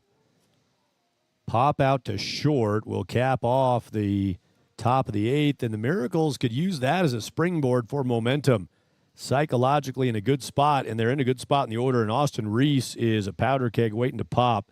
Reese on the night had a single in the first, pair of flyouts to center that he was frustrated about, had a ground ball to short that was an RBI in the 6th. He also was frustrated with his swing there. He knows he's just been a tick off, and he's the guy who will lead him into the bottom of the 8th, down by 3. Austin Reese coming up.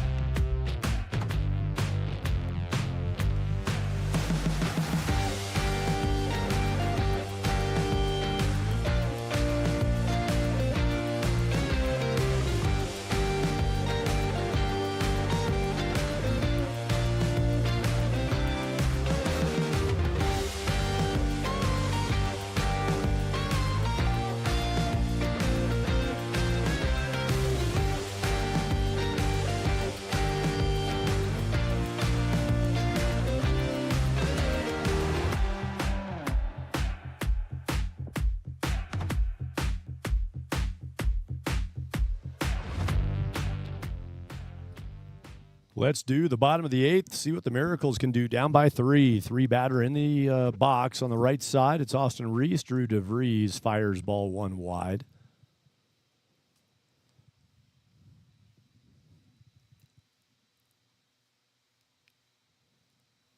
Foxes lost last night in Gehring 6-4. Reese hits one hard that Phoenix West struggles with, takes him down to the ground, and Austin, he's just not had a satisfying night at the plate. Teammates are there to bring him back. He's one of their top weapons in the order, and they want him in a good headspace, but Reese has been frustrated tonight, just not getting results. He's out, 1 away.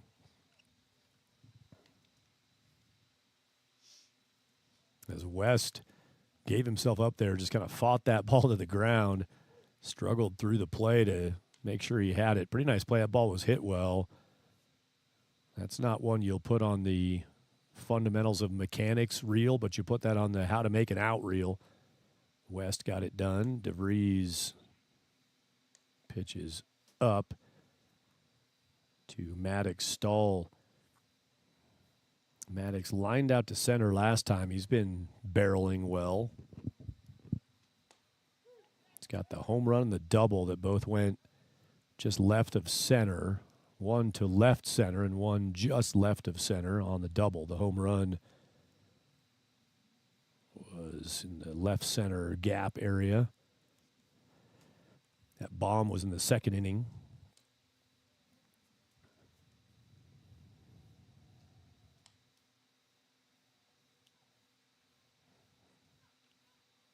Ethan Steer is the deliverer of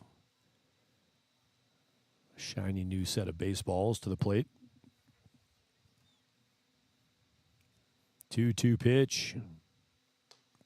Breaking pitch that just missed. Pretty good from DeVries. I think Maddox Stahl had a couple moments of nervousness there as that pitch hit the glove. That thing bent well, covered a little more side-to-side area than expected. And now it's off the outer edge, and Stahl will take a free pass.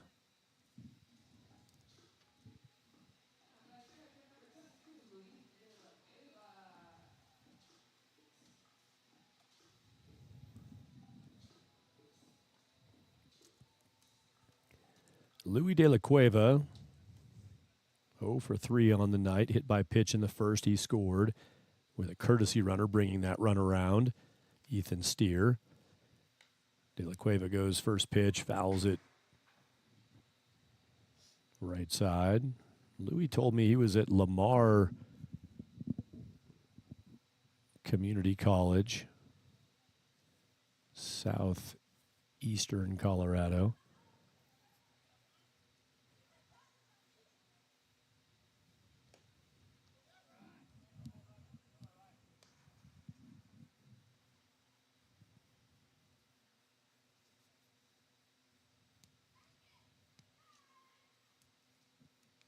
A 1-1 count. If Louis reaches, I think we'll see courtesy runner, and the tying run would be at the plate. Good pitch from DeVries. Hammers a fastball through. Empty swing from De La Cueva, 1-2. I meant to do it today. I'll try to get to it. I was going to make a Front Range League all-name team. Louis in contention. Chops this to third. It's going to get through. Aiden Young on a 1-2 pitch. He hit it hard, and Steer going first to third. De La Cueva is going to get a bag off the back of that.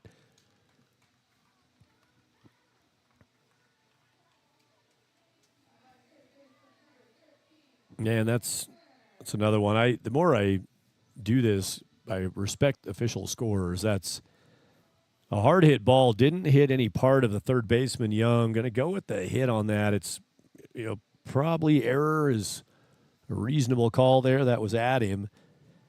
Ethan Steer is going to run for Louis De La Cueva. And the situation I just described has come to pass.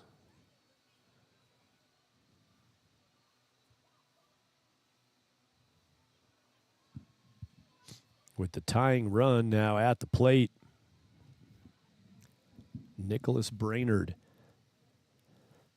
Miracles trying to channel their inner Diamond Club Collegian. The Collegians got an 11-9 win over the Foxes, rallying from an 8th-inning deficit after leading into the 8th. Now a wild pitch, and that bounces away, doinks around by the dugout. Stays in play, fortunately, for the Foxes, but one run is in. Home comes Maddox Stahl.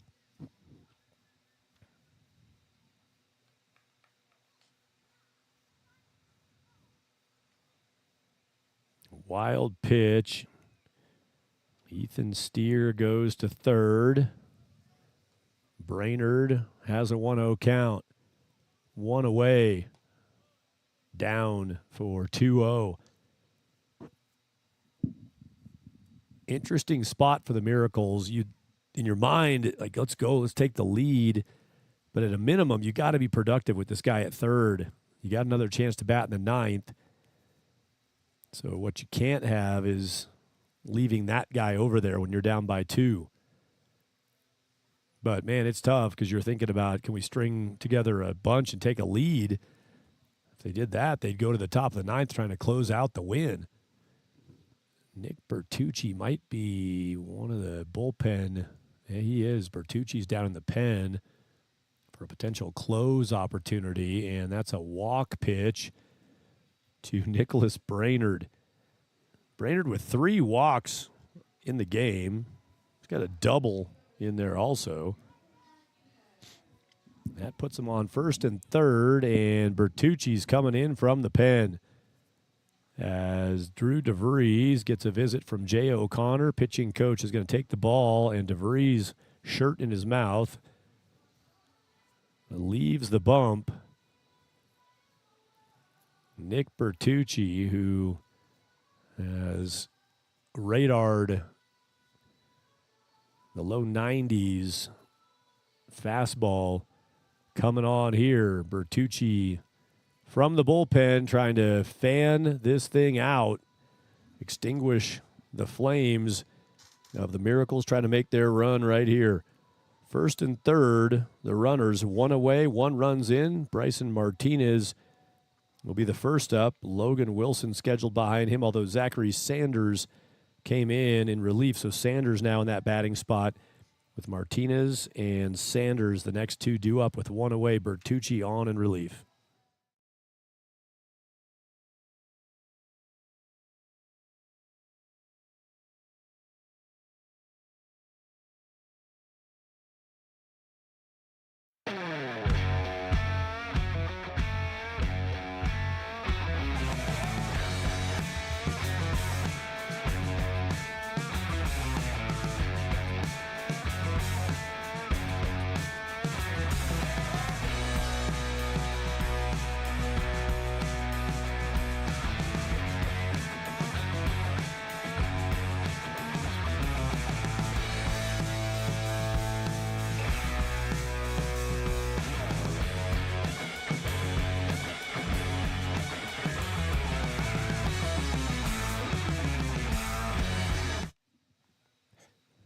What's better than two umpires?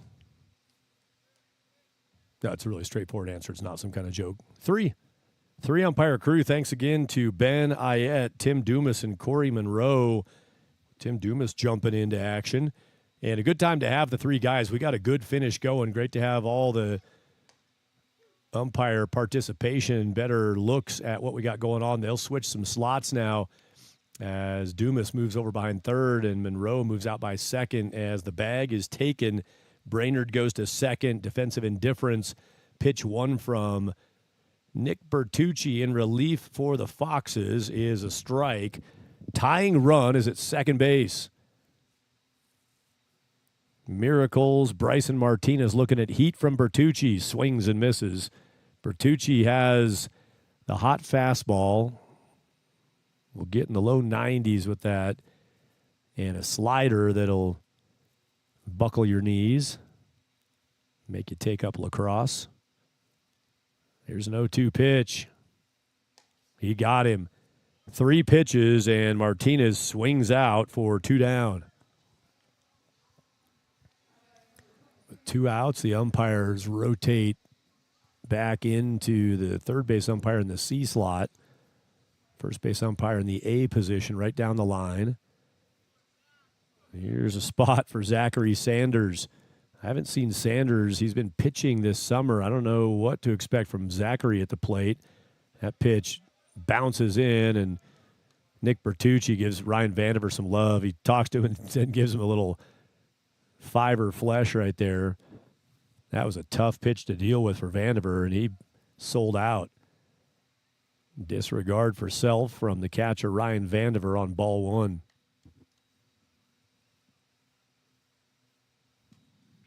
Sanders will be pitching in the next half inning, top of the 9th against the Foxes. Can he put his team into a tie? He takes a strike. 1-1. Mason Aaron on deck, 2 away. Email coming in. Bertucci sends the pitch. That is a miracle scatterer as he shot that foul along the front of the first base dugout. White jerseys went scattering. Bertucci on the 1-2. Nick looking to come in and shut the door on the 8th.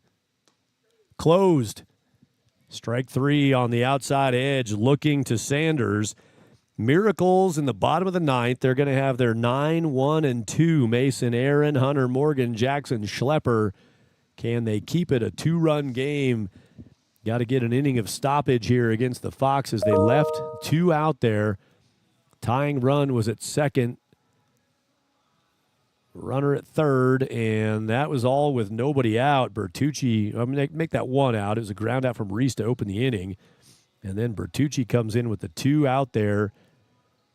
And strikeout closes the 8th. Here come the Foxes with 8, 9, and 1. Oreskes, Vandiver, Haskins scheduled up.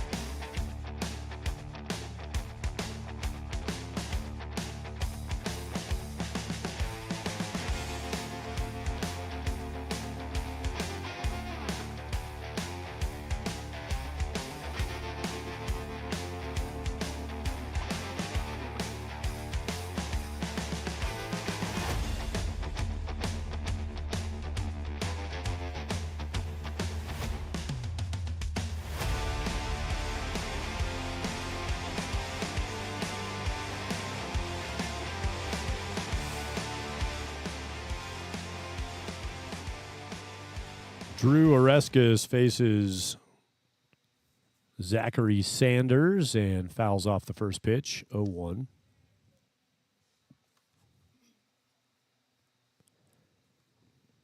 I think I'll see Zachary in Fort Collins in a handful of days for a game there for the Miracles. Have to ask him what his recent offensive experiences have been. I don't know if I've seen him bat this season. He comes into a tough spot there. He'd been subbed in at pitcher to the spot that started as the DH. Logan Wilson was the DH for Reese Featherston, the starter, and for reliever Connor Choles.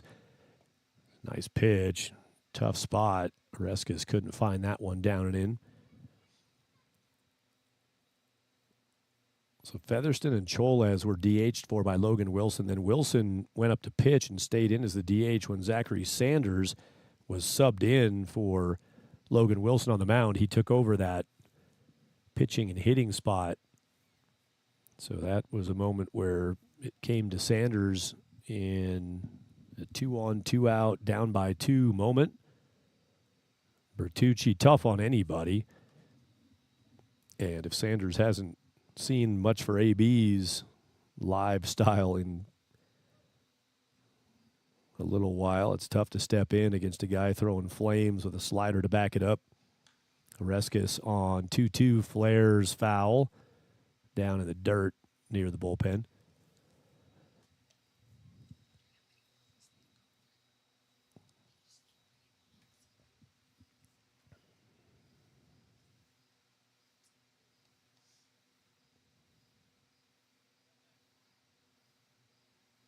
Ross Frank on the retrieve down the left field line. Thanks to Ross for texting back tonight with the report on the radar gun. And that pitch is ticked foul. Bounces back out into the fair play area, but that was off of catcher Louis De La Cueva. Plate umpire Ben Ayet frees up a moment for Louis to let the nerves settle. Nerve endings. Not the stressy nerves, just the owie nerves.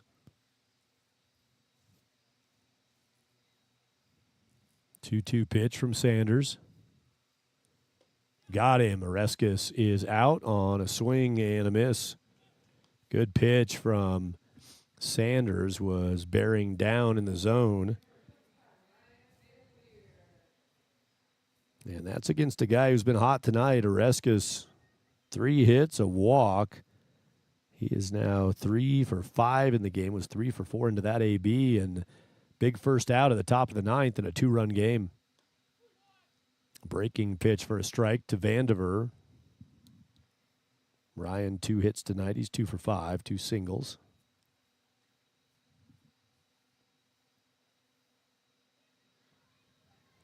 Oh, 1. 1-1 out wide.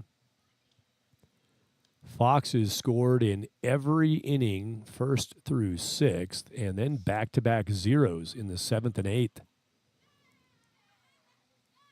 Sanders, a key part of the shutdown in the 8th. Logan Wilson going 3 up, 3 down in the 7th on the mound for the Miracles. 2-1 the count. All right, now it's just past their bedtime. Kids, get on yonder now. Y'all get on home now. Sanders, that's fouled back. 2-2. Palindrome on the clock. 10:01 Mountain Time.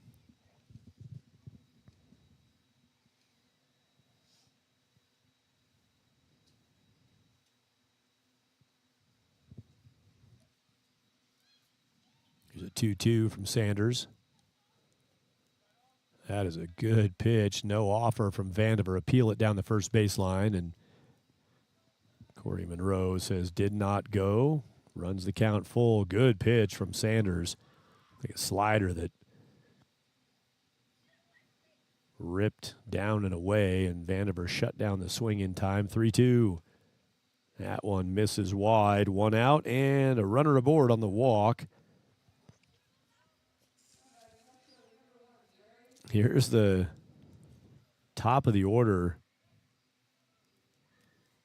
6 plate appearances before this one for Larry Haskins. He has 1 walk, 0 for 5, has been on 1 time in 6 previous plate appearances. He's got a shot here to left that will get down. There you go. Larry gets it done. And the Foxes dug out. Larry probably talking about over there with his teammates. Man, I got to get this thing broken up here. Everybody goes nuts for Larry from the third base side, and first base coach Dom Selfo goes over and gives him a little commendation for the base knock to left. Nori Todd in 1 notch tougher of a spot tonight. He's been up 6 times, and he's 0 for 6. Strikeout, fly out, ground out, pop out, ground out, pop out. Nori might do the same thing here. He's had a couple balls that were really well hit. One that was going to be a triple that the first baseman, Austin Reese, made a diving forehand stab at toward the line behind first base and made the play on it. It was 3 bags otherwise. Todd twice throws around the bunt offering.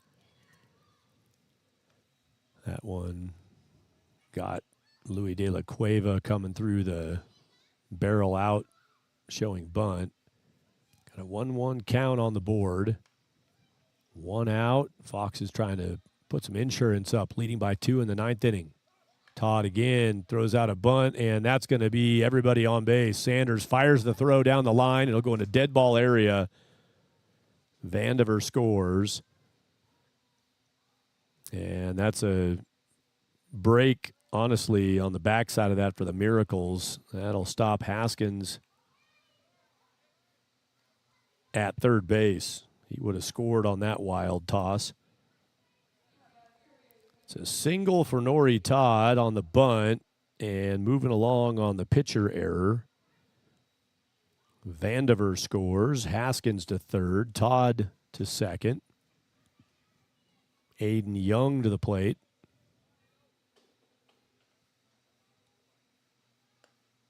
Infielders are in. Shortstop Jackson Schlepper on that pitch was a good 3 steps into the grass. Corner defenders are right where the grass and the dirt meet. Mason Aaron at second base also about a step in onto the grass. Looking to cut the run here with Sanders pitching to Aiden Young. 1-1 count. Young launches to center. That's going to get a run home.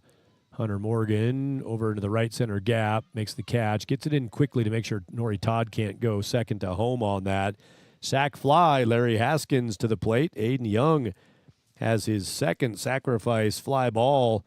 And that one helps the Foxes to a 4-run lead. 2 out.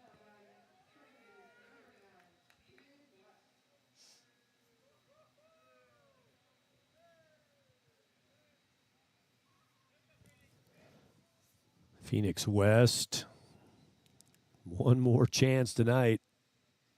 I think his primary mission right now is him reaching base in a way that scores Nori Todd, whether it be by base hit, by error. Getting the 5-run lead with 2 outs, runner at third. Priority here. Phoenix having proven through the season, he'll patiently wait out an at-bat and take a free pass if that's what's offered up. 2-0 count from Sanders.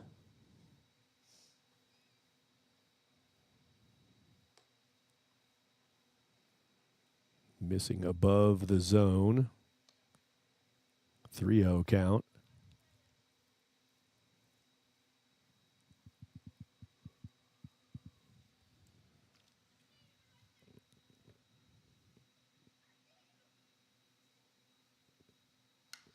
West launches that above center field. Hunter Morgan calls for it and catches it.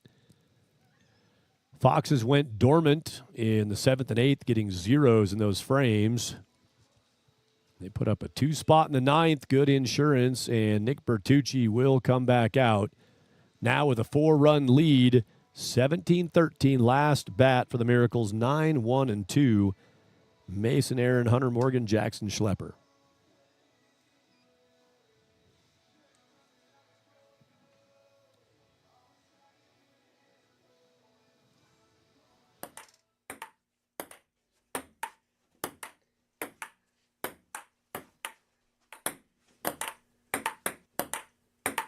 The Palace of Pong, the place for paddles. Ping Pong Palace, where ping pong players play ping pong and people populate pre- and post-perfect performances at the ball yard.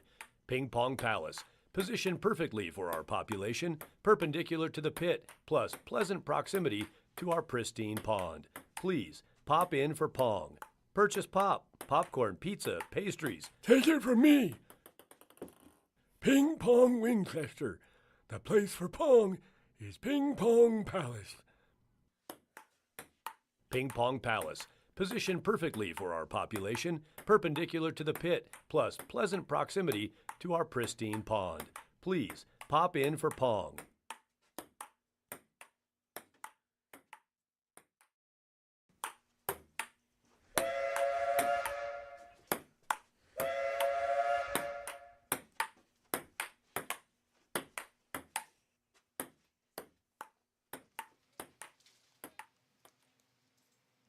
Mason Aaron leads off, bottom of 9. First pitch in on the fists, and it's fouled back. Bertucci has a strike against Aaron.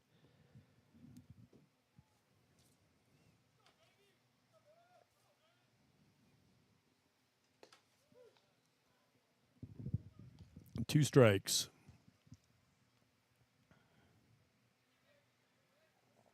Mason has a hit tonight and a walk. On base 2 times.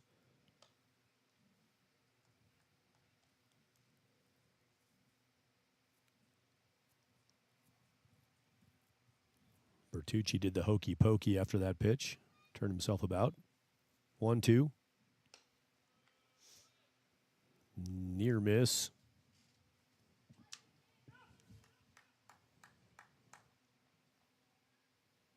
Guess that was a near hit or a near strike. It's out of the zone. 2-2. There's the outside edge. Bertucci, good pitch. With heat and out there where it's tough to get to. Backward K, one away. Miracles have a chance to fight here at the top of the order. Hunter Morgan. And just for the larger spirit of the game, swing and a miss for Morgan.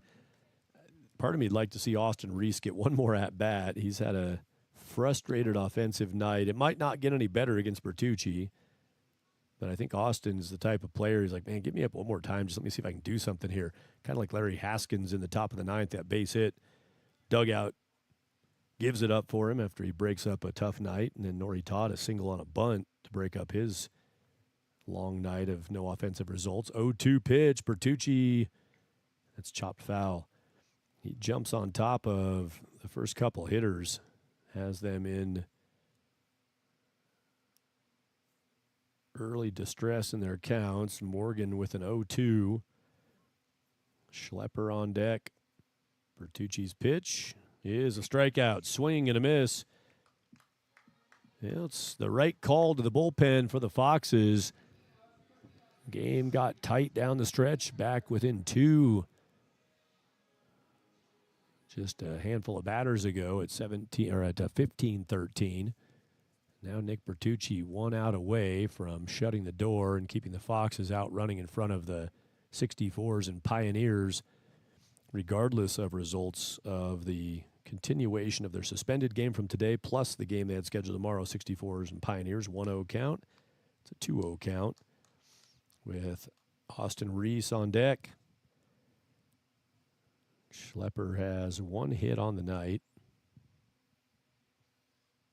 From the stretch, Bertucci with nobody on. There's a strike. Nick works out of the stretch full time. 2-1 pitch. Now Jackson Schlepper with the foul off is at a 2-2.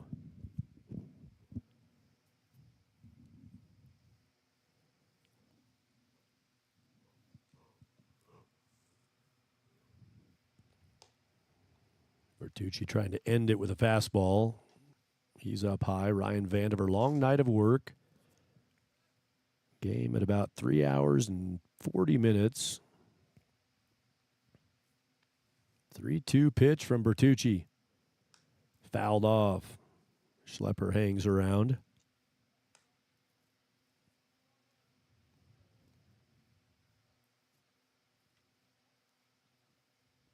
Back of the box for the righty Schlepper. Pitch from Bertucci. That's off the edge. Pretty good pitch. That one, Vandiver did reach a little farther for it. And plate umpire Ben Ayette has at times tonight looked over at the first base dugout and just kind of kept it light with him when he's gotten a little chirping on balls and strikes. Now he looks over to the Foxes side. Fox is probably saying, hey, we got to get on I-25 and head north for an hour 45 plus. Get us out of here, man. And Austin Reese does get one more shot. Austin swings and has an 0-1 count. Behind Reese is Maddox Stahl. Miracles down by 4. 0-1 to Reese. High heat got him. Austin, after each pitch, has taken some extra time as he wanders out, adjusts the batting gloves.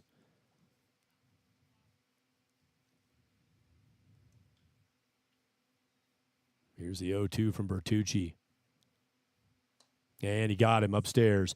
One of those nights for Austin Reese. That's a really good ball player. Great offensive player. Had some fantastic D at first. I know Austin's frustrated tonight, but that's the way this game works sometimes. That's a guy that I'll come and watch anytime, get a chance to see Austin go at it. Ends it with a strikeout, and the Foxes claim the win. It's 17-13 in a fireworks affair. 30 runs scored. It started with 10 in the first inning combined, 6-4 Foxes after 1, and they wind up at a 17-13 final result. Foxes get the win in Colorado Springs, and they'll head back north. Will the Fort Collins Foxes playing on Saturday, tomorrow, against the NoCo Prospectors in City Park.